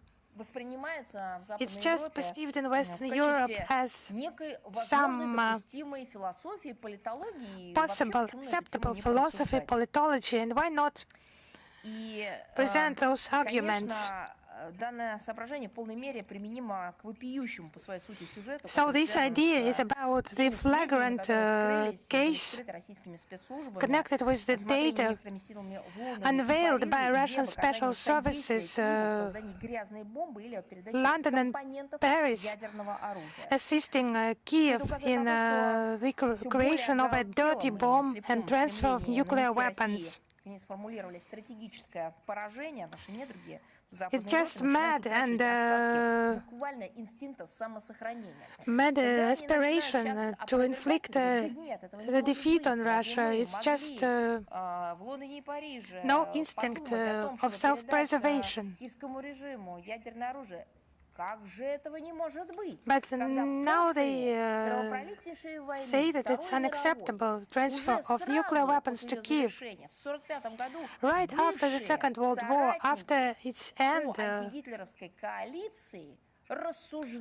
former allies in anti-Hitler coalition, they just made plans to strike with the use of nuclear weapons, strikes against our country. It's a historical fact. You understand? So there is nothing impossible here. As they say, it's absolutely impossible. How can that be? As we see, the Kiev regime is just begging for that nuclear component that it's lacking so much. What will they do with that further? They do not think about it in Paris or London, but they should do that. Because it's obvious the European elites are lacking strategical thinking. Because the authorities there think they are just temporary and do not bear the complete responsibility for their actions in historical scale. They can subordinate them to some situational, greedy purposes, their own purposes. But this phrase has been formulated in Central Europe, après moi le déluge, so you just remember, after me the flooding, who said that?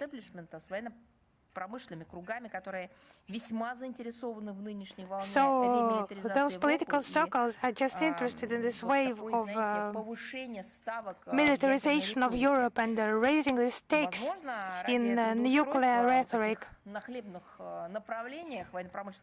Maybe for the employment of such parasites,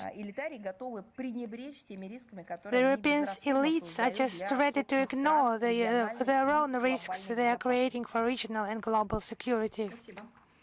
Thank you. Yes, thank you. I would like to clarify, is Russia Today with us? Yes, Madam Zakharova, hello. Thank you very much. We have one question. The Serbian Foreign Ministry has recently refused the statement in the Serbian public that Belgrade has asked Moscow not to raise the issue of Kosovo and Metohia in the UN Security Council. Does Serbia have the right to advocate for the retention of Kosovo and Metohia within its borders, given the conditions for Serbia's integration into the EU? And who can Serbia rely on to protect its territorial sovereignty and integrity? In accordance with the Constitution of Serbia and the UN Security Council Resolution 1244. So, according to the Constitution of Serbia, Kosovo and Metohia is an integral part of the country and enjoys broader autonomy. The UN Security Council Resolution 1244 confirms the sovereignty and territorial integrity of Serbia, including the autonomous province of Kosovo and Metohia, and regulates the activities of the international civilian mission and security forces tasked with maintaining peace and stability, and no other tasks. So Serbia is forced to reconsider its approach to the Kosovo issue. There is no such preconditions. The international legal framework remains the same. What you have mentioned, actually, those assertions are absurd and lack any substance. Do not rely on facts. In general, you can say they contradict common sense.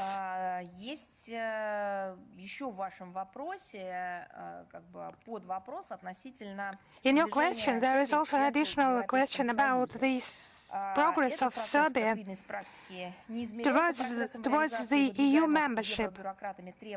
This process is not measured by demands put forward by European bureaucrats, which are constantly revised to suit the current situation. It has turned into a politicized shell game, which Brussels is using to further increase pressure on Belgrade, including with regard to Kosovo. Instead of genuinely facilitating negotiations to seek solutions, the EU has been blackmailing the Serbs for years, while simultaneously unleashing the so-called authorities in Pristina in their desire to purge the province of its non-Albanian population. Meanwhile, the EU's 2013 written guarantees to establish the community of Serbian municipalities of Kosovo has been long forgotten in Brussels. It's cynically sabotaged by so-called politicians in Pristina. We have repeatedly stated that such maneuvers serve only one purpose: to replace the legitimate mechanisms of the EU Security Council with some kind of ersatz mechanism designed to lead Serbia to its EU membership. It's just incompatible.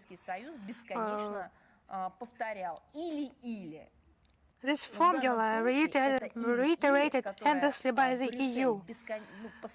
Either, but this formula, when requests are presented to Belgrade, is contrary to the Serbian constitution and to the international law, in particular the UN Security Council resolution that is binding for everyone.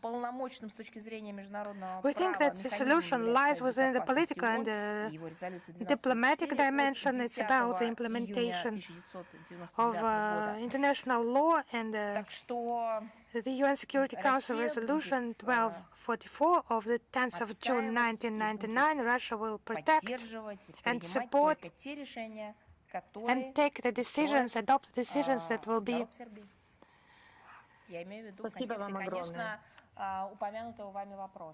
with which the people of Serbia will be pleased. I mean, the context of the mentioned issue. Thank you. Thank you. Is Xinhua with us? Yes, hello, Madam Zakharova. Xinhua, correspondent with you. Chinese Foreign Minister Wang Yi recently, during a press conference, outlined China's Global Governance Initiative, highlighting that the core of this initiative is to preserve and strengthen the leadership role and the centrality of the UN.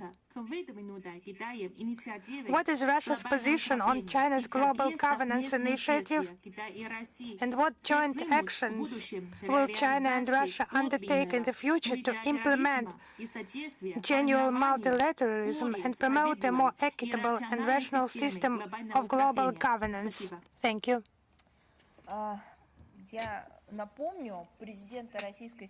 I would remind Russian President Vladimir Putin during the SCO Plus meeting on the 1st of September 2025 in Tianjin gave a positive assessment to the Global Governance Initiative proposed by then-President Xi Jinping.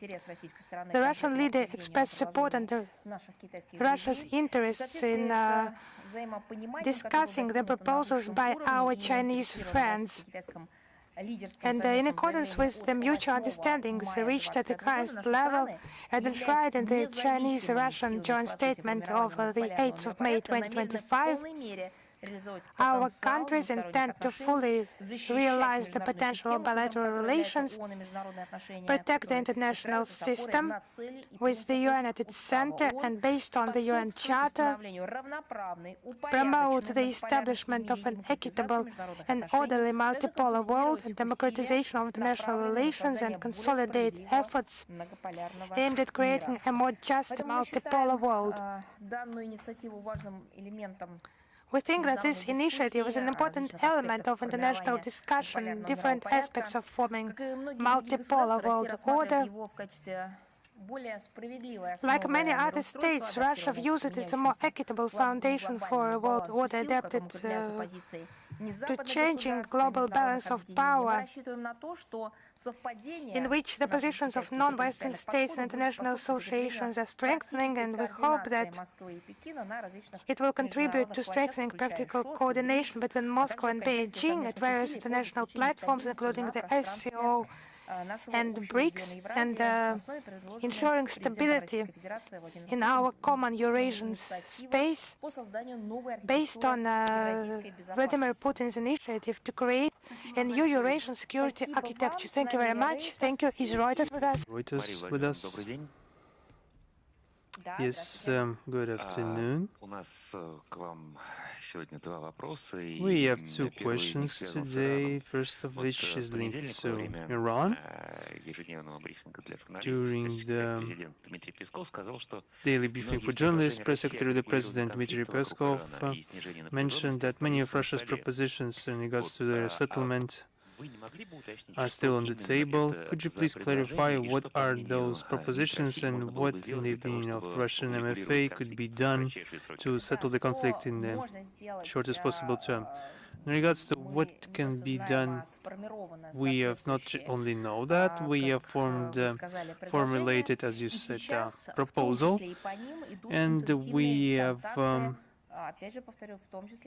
intense contacts going on in the MFA. I will not delve into the clarifications because this is a part of a diplomatic corpus work. Thank you. My second question once again deals with Iran. Now, in regards to the statements of Western politicians, including Antonio Costa, some other Western media call Russia as the main beneficiary of the conflict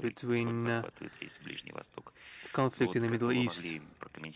How could you comment on these types of statements of Western politicians?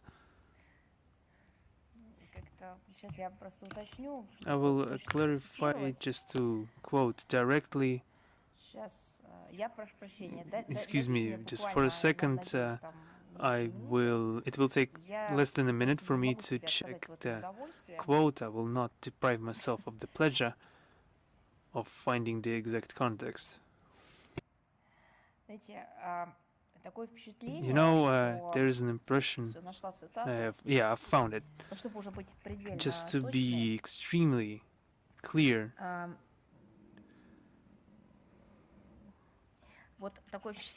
have an impression that when Antonio Costa and others right now, we're talking about Western European officials saying that Russia is the main beneficiary of the existing tragic ongoing events in the Middle East. I have the impression that they are quoting the song not in the key that is intended. Remember the lines that I'm Russian, I am lucky to be Russian. Well, truly, just wanted to say, that I think that it begs the question, are they crazy? At what stage did they have these terrible thoughts in their mind? At what stage in their Western European countries, in the Brussels corridors, in NATO, in the EU, anywhere in the sidelines,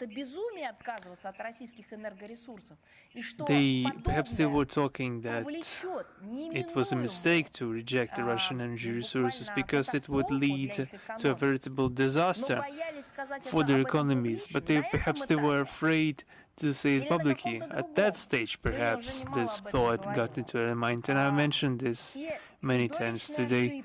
There are monstrous, terrible mistakes, critical errors in the statistics, in the economy. I don't know who committed them. Those mistakes that made the foundation of the terrible criminal decisions of the European Commission and the European Union, those who doomed their own citizens to suffer have nothing to do with us.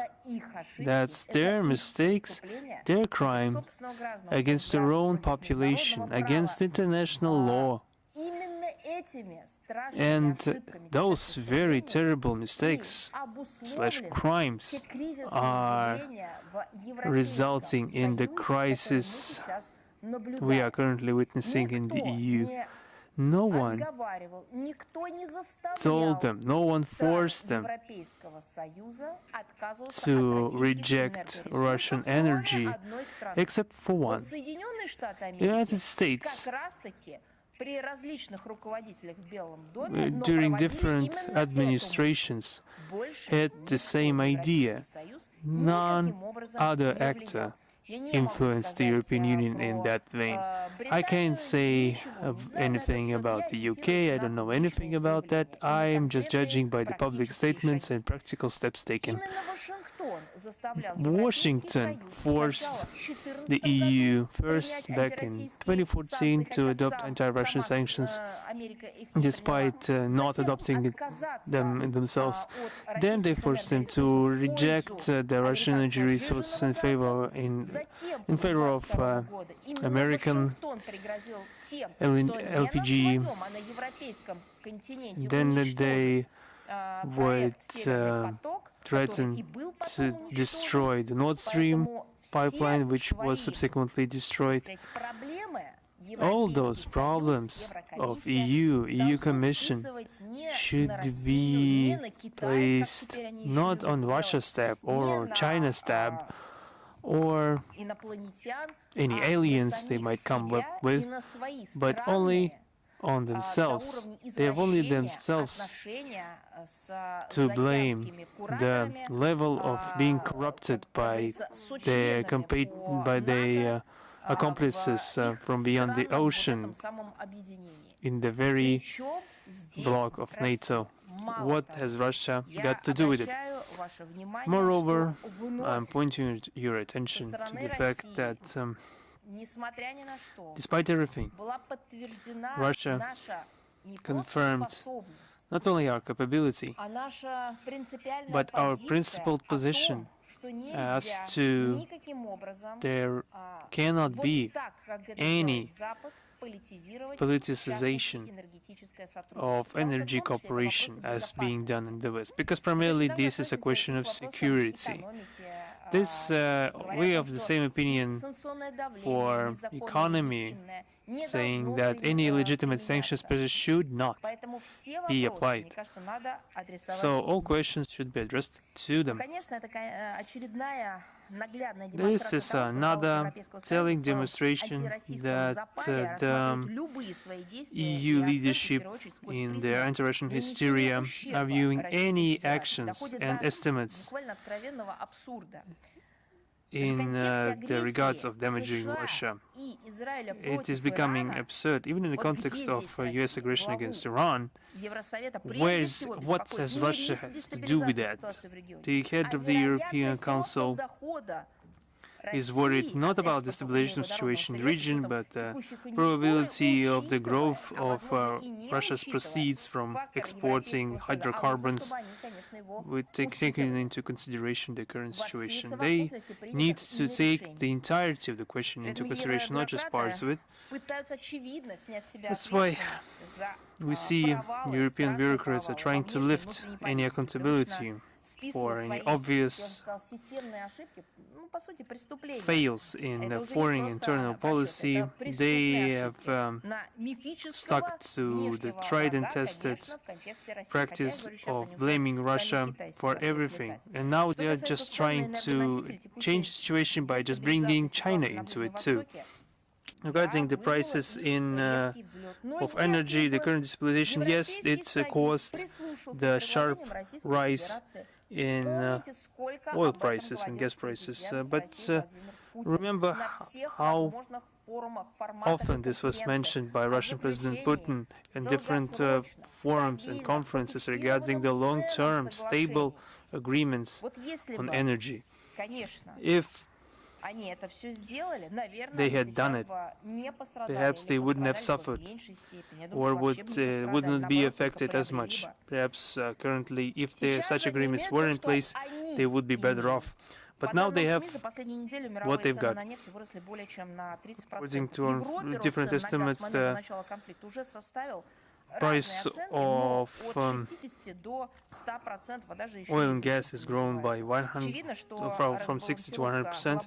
It's obvious that imbalance in the global energy markets is wrought with serious negative consequences for the entirety of the world economy, very detrimental to the Brussels regime that has essentially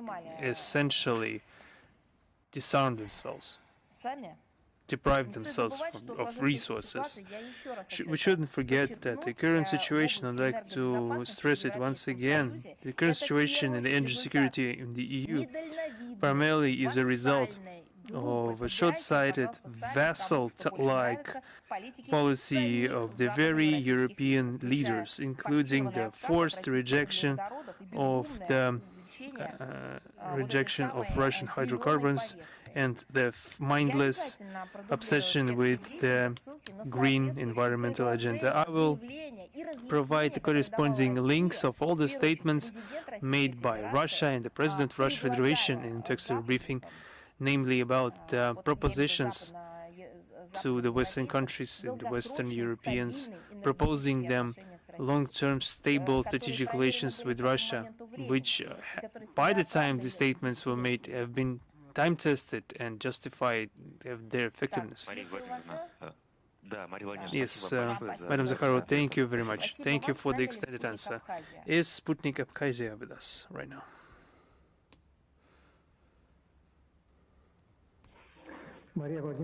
Yes, Madam Zakharova, good afternoon. Last year, there were elections in Abkhazia. How do you evaluate the level of relations between Russia and Abkhazia? Has it changed in the last year? And were there any prospects opening for the Republic? Thank you. The allied relations between Russia and Abkhazia in recent times are characterized by the positive dynamic. Last year, we've effected a large number of mutually beneficial projects in the economy, humanitarian, and other spheres. Just to mention the resumption of the work of the airport of Sukhum, reconstructed by the Russian investor. Also, I can mention the launch of comfortable modern trains from Adler to Sukhum, the renovation of memorials, the health checkup of children, the improvement of medical and educational establishments. This all helped improve the quality of life in the Republic and comfort for the Russian tourists, making Abkhazia even more attractive for Russian tourists. But a lot has been implemented, but more is being planned. With the assistance of Russia, Abkhazia is implementing a new state program of social and economical development for 2026-2030, an investment program for the period of 2026-2028. There are joint cultural, student, and sports programs which are popular with the population. This work is being continued for the sake of both our peoples. Thank you. Thank you. Is the Chinese Media Corporation with us? Yes, good afternoon. We have two questions. The first question concerns the recent press conference of the head of the MFA of China, Wang Yi, who called relations between China and Russia durable and stable as a mountain. Our great powers are continuing this approach against the backdrop of actions of other states and which reckoning points this new model presupposes for the building of a new or more just and multipolar world. We share this vivid description of our bilateral relations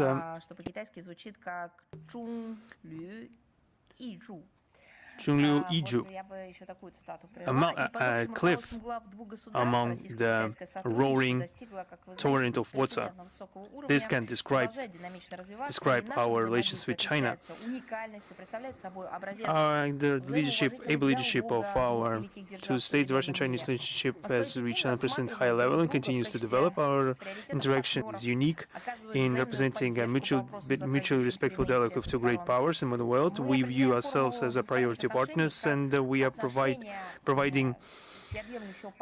mutual assistance on questions of mutual interest. We delineate a formula of our bilateral ties as relations of comprehensive partnership and strategic interaction in the new era. This reflects a new quality of our ties, which have resulted from the work and diplomacy of our leaders, the President of Russian Federation Vladimir Putin and President of the People's Republic of China Xi Jinping. And the blooming of relations between our countries has come during the period of accumulating transformation in the world arena. Russia and China are independent centers of power. In the process of forming a polycentric world order, we intend to defend the national system with the UN at its center, the relations in which we are built with the foundation with reference to the goals and principles of the UN and all their completeness and interaction. We intend to continue to help our mutually beneficial and equal multipolarity in the world and help the democratization of international relations. The second question, in his exclusive interview to the Chinese Media Corporation, the official representative of the Iranian MFA stated that any diplomatic approach of the United States cannot be trusted, and faced with flagrant aggression of the United States and Israel, Iran will take all efforts necessary. What is the result of this crisis of trust for the foreign policy choice of the countries of the region? Will the countries of the region reevaluate their stances, since they've been relying on the United States for the longest time? Our partners in the Middle East are sovereign and independent states, so they have the full right to independently choose their foreign policy course. And we mentioned this previously all the time, and the Minister of Foreign Affairs, Russian Federation, Mr. Lavrov, in his statement at the ambassadorial roundtable, which took place on March 5th in Moscow, mentioned this. In his first statement, linked with the armed aggression against Iran of February 28, we underlined the fact that the United States and Israel, by plunging the Middle East into the abyss of uncontrolled escalation, are practically forcing the states of the entire world, especially in the region, to get more serious means of countering the existing threats. Thank you, thank you. Is Anatoly with us? Yes, good afternoon. We have one question today. Did Russia provide any humanitarian assistance to Iran, or were there any requests from in regards to the refugees from Iran? I think I mentioned this today in the first materials, statements I enunciated during today's meeting in regards to the situation, humanitarian situation in Iran, etc. Number of victims of this military excursion of the United States and Israel is numbering in the thousands. The educational, medical establishment being bombed, the cultural heritage sites are being bombed, and the environmental damage is immense, especially in Tehran and its neighborhood. The negative consequences for the region in all aspects are significant and are detrimental, primarily for the livelihood and health of the people, unfortunately, they will have a long-term character to them. And due to the difficult humanitarian situation, the President of the Russian Federation ordered the Ministry of ordered the Emercom to dispatch medicine and humanitarian aid to Iran, and Emercom, as the charged ministry, will be sharing information on that regard, and we will be also relaying this information through our lines. Despite the fact that this led to destabilization of the Middle East due to the campaign of the United States and Israel, we don't see any refugee flows as of now. However, the further escalation could only lead to irreversible consequences. Thank you very much. Is Bold News with us? Yes, hello, Madam Zakharova. Annually, on the 16th of March,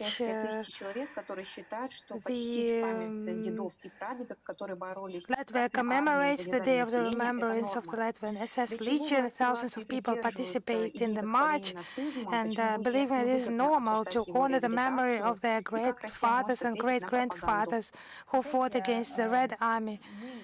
How can Russia respond to this propaganda? Actually, we do not choose our ancestors. We continue their lives, and everyone has different history. And just to remember them according to different traditions, it's just a natural manifestation of humanity, a good manifestation of a human essence. Another case is glorification and honoring anti-heroes, when instead of mentioning them quietly at home or during some religious ceremony, or as some, tragic assessment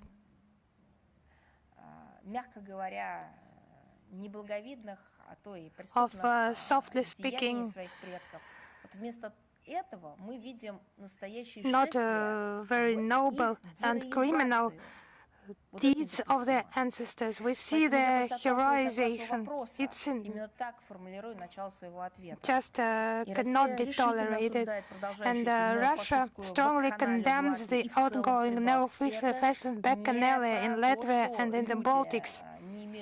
It's not about people not having the rights to remember their ancestors. It's about people not having the right to present criminals as heroes. And they have no right to make others forget who was a criminal and who was a hero. And the state has no right to promote that glorification of Nazis and collaborators. But here we see a target for the attack of their propaganda machine. The glorification of Nazism has become an ideological foundation of the ruling elite in the Baltics. They justify the crimes committed against humanity during the Great Patriotic War, and the local Baltic executioners killed over 300,000 civilians in Latvia and the same number of prisoners of war, approximately 150,000 civilians and 230,000 prisoners of war were killed in Lithuania. In Estonia, approximately 61,000 civilians and 64,000 captured Soviet soldiers. Why were they killed? For fighting against Nazism and fascism? They should mention that those who will march along the streets of Riga, another shameful action is planned Jewish population was almost completely exterminated there, and collaborators in that extermination are still hiding.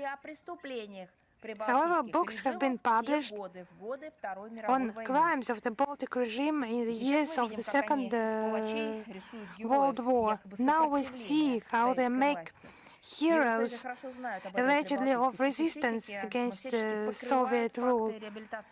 They're presenting the executioners as heroes.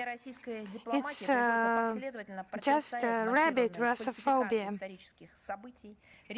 And Russia has to counter the massive falsification of historical events and the revision of the results of the Second World War.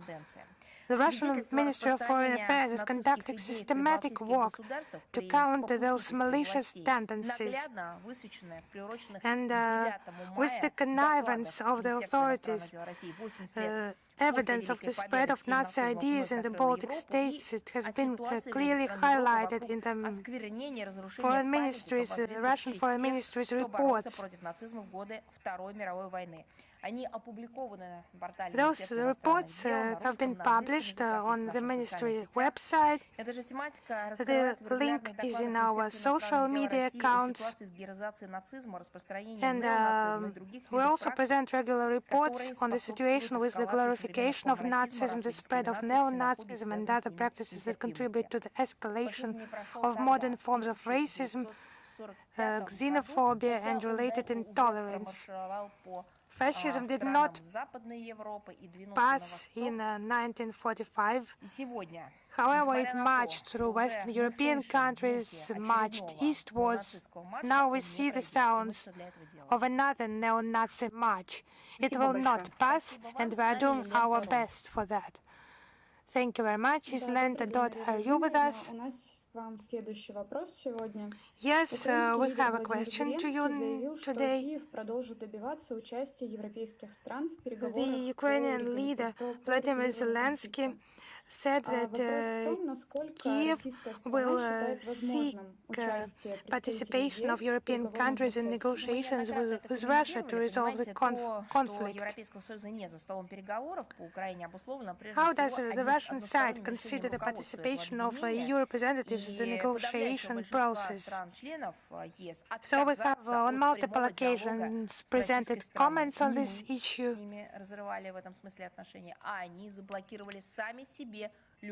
They have blocked any contacts themselves. It's not we who have torn those relations with them.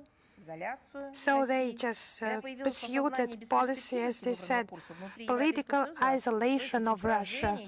Within the EU, there are such discussions about possibilities of resuming communications. Now it's just discussions because their own public poses those questions, but no concrete actions have followed by them. And we have no doubt that the European Union will play an exclusively destructive role in negotiations and in the context of the Ukrainian crisis is just testifies for itself. Those guarantees to Viktor Yanukovych in February 2014, they didn't last even a day. The Minsk agreements, we will never forget them. The Europeans admitted they used them to prepare Ukraine for war with Russia. The Istanbul process is in our memory forever as well. In February-March 2022, it was undermined by promises to help Kiev win on the battlefield, as they put it back then. And that motto, they supported it for a couple of years more. So those so-called peace initiatives that could not become a basis for agreements, none of them. Zelensky's peace formula, notorious peace formula, and deployment of a Western, allegedly peacekeeping contingent on the Ukrainian territory. We know what they are as peacekeepers. Now the latest example is distributed by Kaja Kallas draft discussion document with absurd demands on Russia, without which the European Union, as they put it, will not support peace in Ukraine. All that is happening against the backdrop of ongoing efforts to supply weapons to Kiev and constant attempts to put obstacles to any efforts by third countries to find a peaceful resolution to the crisis, and ignoring casualties among children, among civilians. So it's just a green light to terrorism of the Kiev regime by Brussels. All the facts mentioned, they just illustrate the destructive nature of the European Union's role in the situation surrounding Ukraine as a whole. We remain open to direct dialogue and honest negotiations with all pragmatic and conscientious partners. And we are ready to discuss the Eurasian security issues, including the Ukrainian conflict. Thank you. Thank you. Information Agency intelligence reporters with us. Yes, we have a question. Russian president said it's ready to stop supplies of gas to the EU. So do you think the war with Iran, it can make the EU improve the relations with Russia again? So for the Italian citizens to understand why they have such expensive petrol, and for them paying so much for utility expenses, they just need to study the military procedures in their own country, in Italy.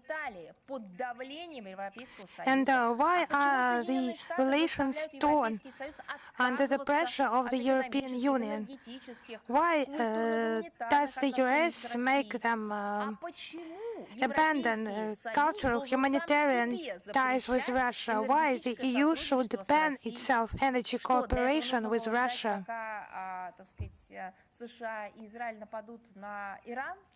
So they should have waited for the US and Israel to attack Iran and to put those questions during the political discussions and debates and to require a response. Yes, we see that fuel prices in the EU, they are not stable, their level is critical. And this tendency was marked long before this crisis with regard to the aggression of the US against Iran. It's a consequence of the criminal policy with regard to their own citizens and energy sphere, where they persistently forced by the European Commission led by Ursula von der Leyen. And those decisions could not lead to any other outcome. It's a forced objection to import Russian oil and gas. Regarding Italy, the prospect of rising energy prices is understandably causing tension in Italian society. Just have a look at our country, at our officials, the president, foreign minister.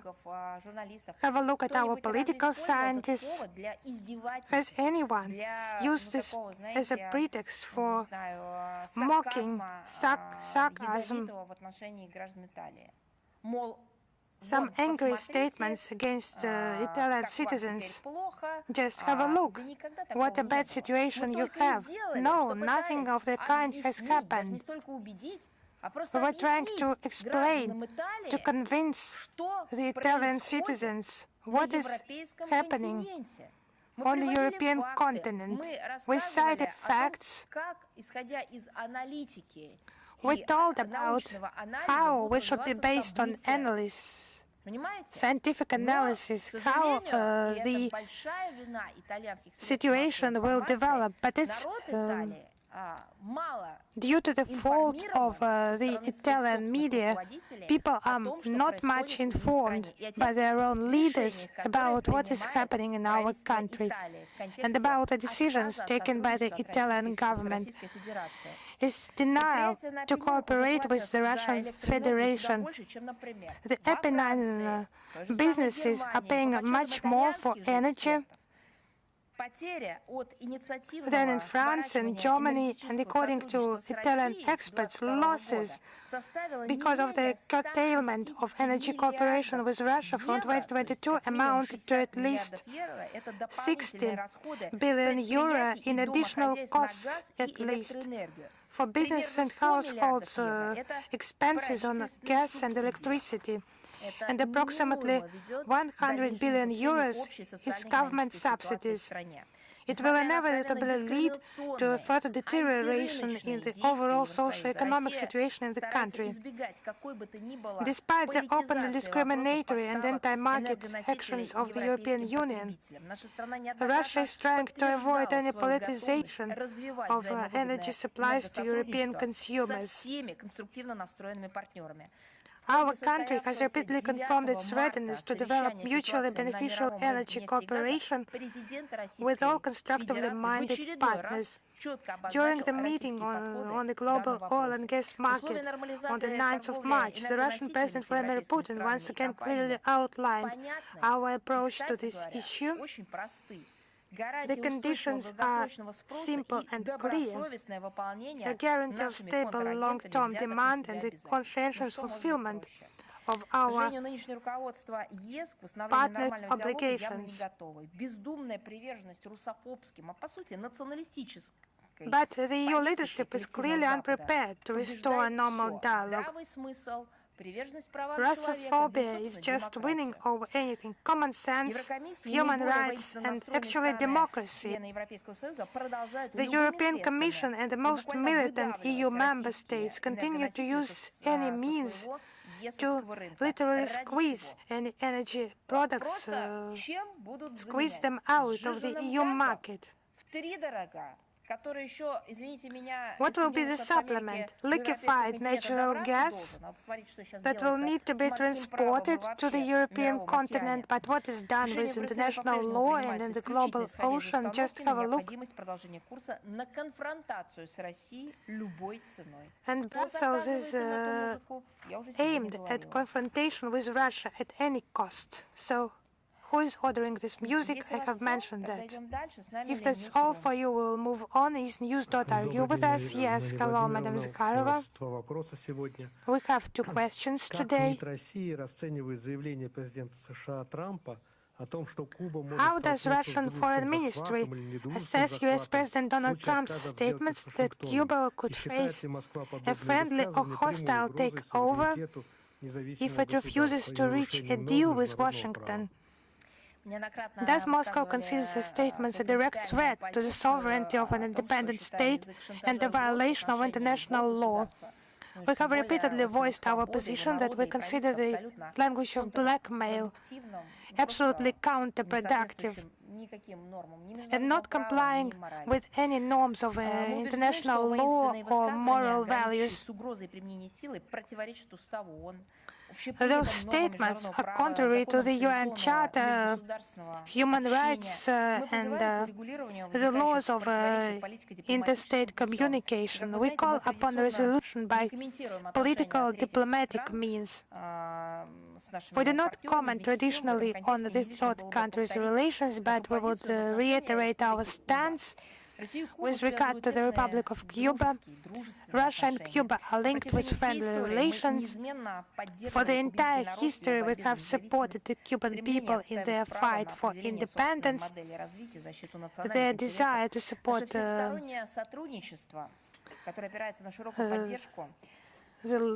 law, and our relations are supported by the public. They are not against any third countries and aimed at prosperity of Russian and Cuban peoples. For around 7 decades, Cuba has been subject to economic, financial, trade pressure by the US.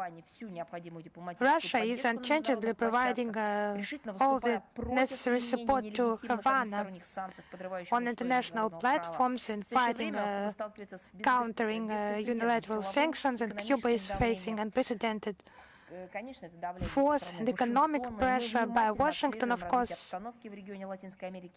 and we attentively follow the developments in the Caribbean region, and we are against any illegal actions. We support mutually beneficial cooperation with Cuba in the conditions of the complicated economic situation that is a consequence of a multi-year American blockade. We intend to further support the Cuban people in this historical period. It is very complicated. Our second question, we have mentioned Moldova today. We have decided to quit the CIS treaties, and Chisinau is of unfriendly position with regard to Russia. So these tearing ties with the CIS, are any hostile steps by the Moldovan leadership possible somehow?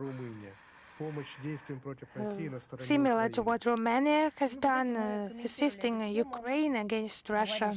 We have already provided comments on this issue that Moldovan authorities take efforts to formalize the final tiering of our relations on the CIS space. They have denounced 3 basic CIS documents.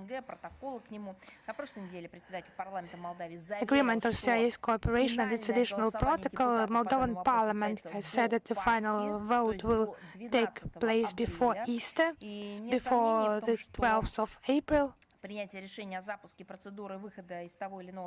And there are no doubts that leaving some international instrument is a sovereign right of Moldova. But in the Republic itself, just have a look. Local experts point at the inevitable crashing of the economy after the country is leaving the CIS. It's during the stop of the so-called Euro integration project. What is happening within the EU community? Economic, industrial crisis. What should Moldova expect? As it is joins this community without any proposals on development, but just some fake promises. They're just made to enter this orbit of the EU's geopolitical interests, but not some assistance, financial, economic assistance, because the EU have no means to allocate them this assistance. The Italian media representative has recently, as I understand it's an Italian citizen, he asked about the growth in prices in Italy, growth in energy prices. So it's the economy that used to prosper. It's in a deep crisis now. So how will they support Moldovan economy? Of course, they will not think about it. As for the pressure imposed on Transnistria, it's contrary to the constitution, contrary to the neutral status, and supporting the Kiev regime. Official Chisinau has done that for a long time. We should not expect the Moldovan authorities to abandon somehow this destructive policy that actually weakens Moldova itself. Brussels sponsors will not allow them to do that. They just govern, but do not sponsor them financially. Thank you very much. Is Al-Mayadin with us? Yes, good afternoon. As you already commented, the recent actions of Sweden authorities in regards to the Russian citizens, including the detention and the ban from entry. Just the last part. Proceed in English. How do you comment on the recent action by Swedish authorities against Russian citizens, including like detention and the entry bans? I just didn't expect Al-Mayadeen to be interested in Sweden, but why not? We see that the confrontational anti-Russian rhetoric that the public in Sweden was pumped by Sweden. Now we see Stockholm is starting some demonstrative actions against Russian citizens due to their sort of incorrect citizenship. In the recent period, we saw some cases where Russian scientists or highly qualified specialists to be threat to national security, and I quote. We see absolutely inhumane detention of Russian citizens in for such ships as vessel Adler and vessel Kaffa, and the Schengen visas issued by other European Union countries and Schengen countries were nullified. There are sanctions issued against Russian businesses, Russian officials, and there are all sorts of obstructions that Russian embassy in Stockholm is facing while trying to provide consular aid to Russian citizens who have found themselves in a difficult situation. And we see an overwhelming level of hatred to Russian citizens reflected in the recent statement by the foreign Prime Minister, now the leader of parliamentary opposition, representative of the Social Democratic Party of Sweden, Magdalena Anders, namely stating that the European nuclear potential is enough, and I quote her directly, it is enough to bomb Russia into oblivion. This begs the question, who are you, Magdalena Andersson, to threaten Russia with a nuclear arsenal and proceed to say that Russia, there will be nothing left of Russia because they would ostensibly bomb us into oblivion. What has happened in your life to make her say this in her statement? Perhaps she was initiator of a global peace settlement, or she prevented a catastrophic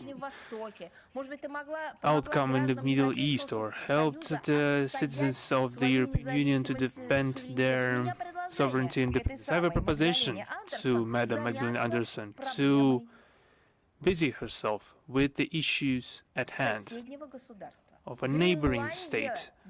Greenland is requiring protection. She needs protectors from among the EU states. Try to defend your own sovereignty as members of the European Union, as old European democracies, and only then try to instruct the planet how they should live. In regards to the nuclear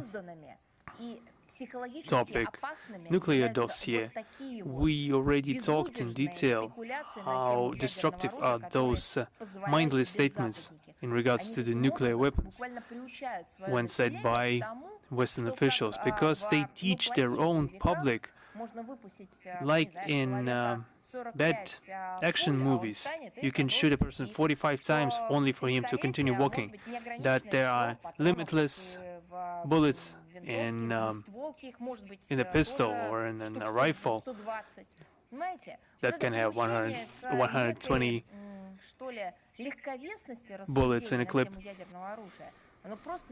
And any such talk when it concerns nuclear weapons is inadmissible. Perhaps this makes me wonder, can anyone vote for this person after such statements? Or are these kind of people precisely the sort of people they are voting for in the European Union, with a complete lack of education that they can get any goal accomplished, even self-destruction? And if I may, I could ask through you the question to the Swedish establishment, to the ruling party or the opposition party, just to try to help your officials, your Swedish citizens. Just show them the map, give them a map with the distance from Moscow to Stockholm, and how long this wave will, how long will it take for the wave of fallout to reach Sweden? If they are guided by their comrade in arms, Annalena Baerbock, saying that to change a position, it would only take a turn, a 360-degree turn to change their position. Someone could explain them, just judging by the raw distance, that by striking one European country would mean all the fallout immediately reaching another. Then perhaps it would warrant the focus on preventive measures, on scientific studies and self-education. There are, of course, a very tragic but very telling representative example, namely the Chernobyl nuclear power plant tragedy. Still, every year, affected countries remember this tragedy and remember how this wave, how this curtain of smoke or fallout or precipitation affected the European continent as a whole. So I'd like to warn all compatriots, I mean Russian compatriots planning their trip to Sweden, I would like to urge them to bear in mind the absolutely causeless persecution unleashed by the Swedish authorities, and perhaps on the request from a third country still in Sweden, and accusing them of any criminal conduct or crimes. There is no need for that anymore. Just it's enough to be a resident of Russia, have a Russian passport, to be detained. This is pure chauvinism now in the Swedish iteration.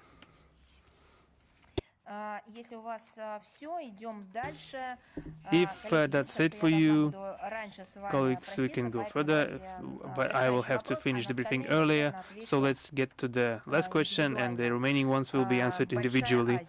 Broader Asia, please, you have the floor. Yes, good afternoon. Broader Asia TV channel.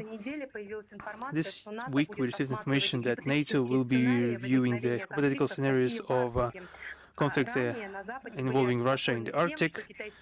Earlier in the West, there were concerns linked to the fact that the Chinese scientific research submarines went under the polar ice for the first time, and they allege that this is a new threat to the far north. And China, since 2018, positioned itself as a state close to Arctic and developing their own nuclear icebreaker, and is intending to build a polar Silk Road. How does the Russian MFA evaluate such impression of the Arctic as an arena of conflict, and namely how do Russia and China developing cooperation in that Arctic? Let's start from that fact that NATO is intending to narrow down the neutral space and the entire perimeter of Russian borders. Just let's look at the Baltic. At a previous time, it was a very calm region. The alliance doesn't conceal their aggressive intent, and the Arctic is not an exception. And recently we see that the level of conflict in the northern latitude is growing, and the hypothetical scenario of conflict with our country has been long devised by NATO, and they have been conducting dozens of military drills.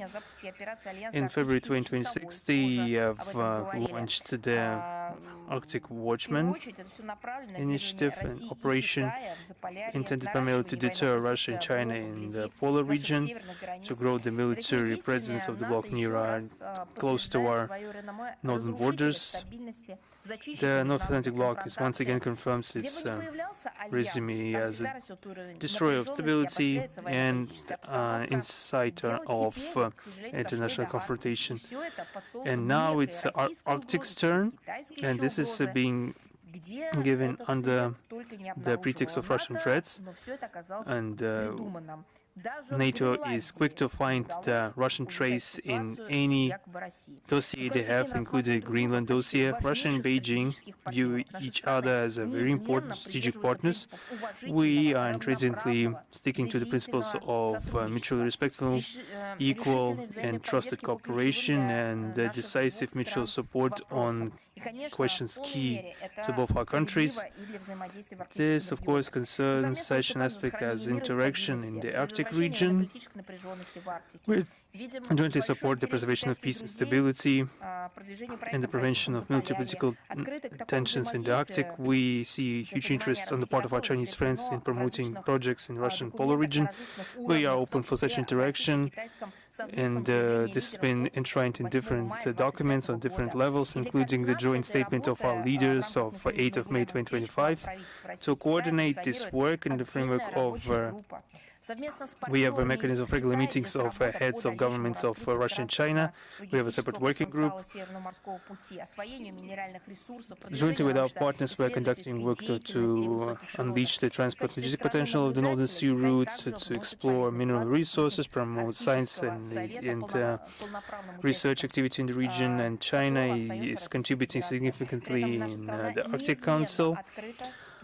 Russia is always open to have constructive contacts in the Arctic and other countries from beyond the region, which only helps to support the international dialogue in the region and calm the military political standoff. We have 2 other questions unanswered. I will answer them individually. Sorry for that. I will, due to the time schedule issues, and I will be answering those individually. Thank you very much.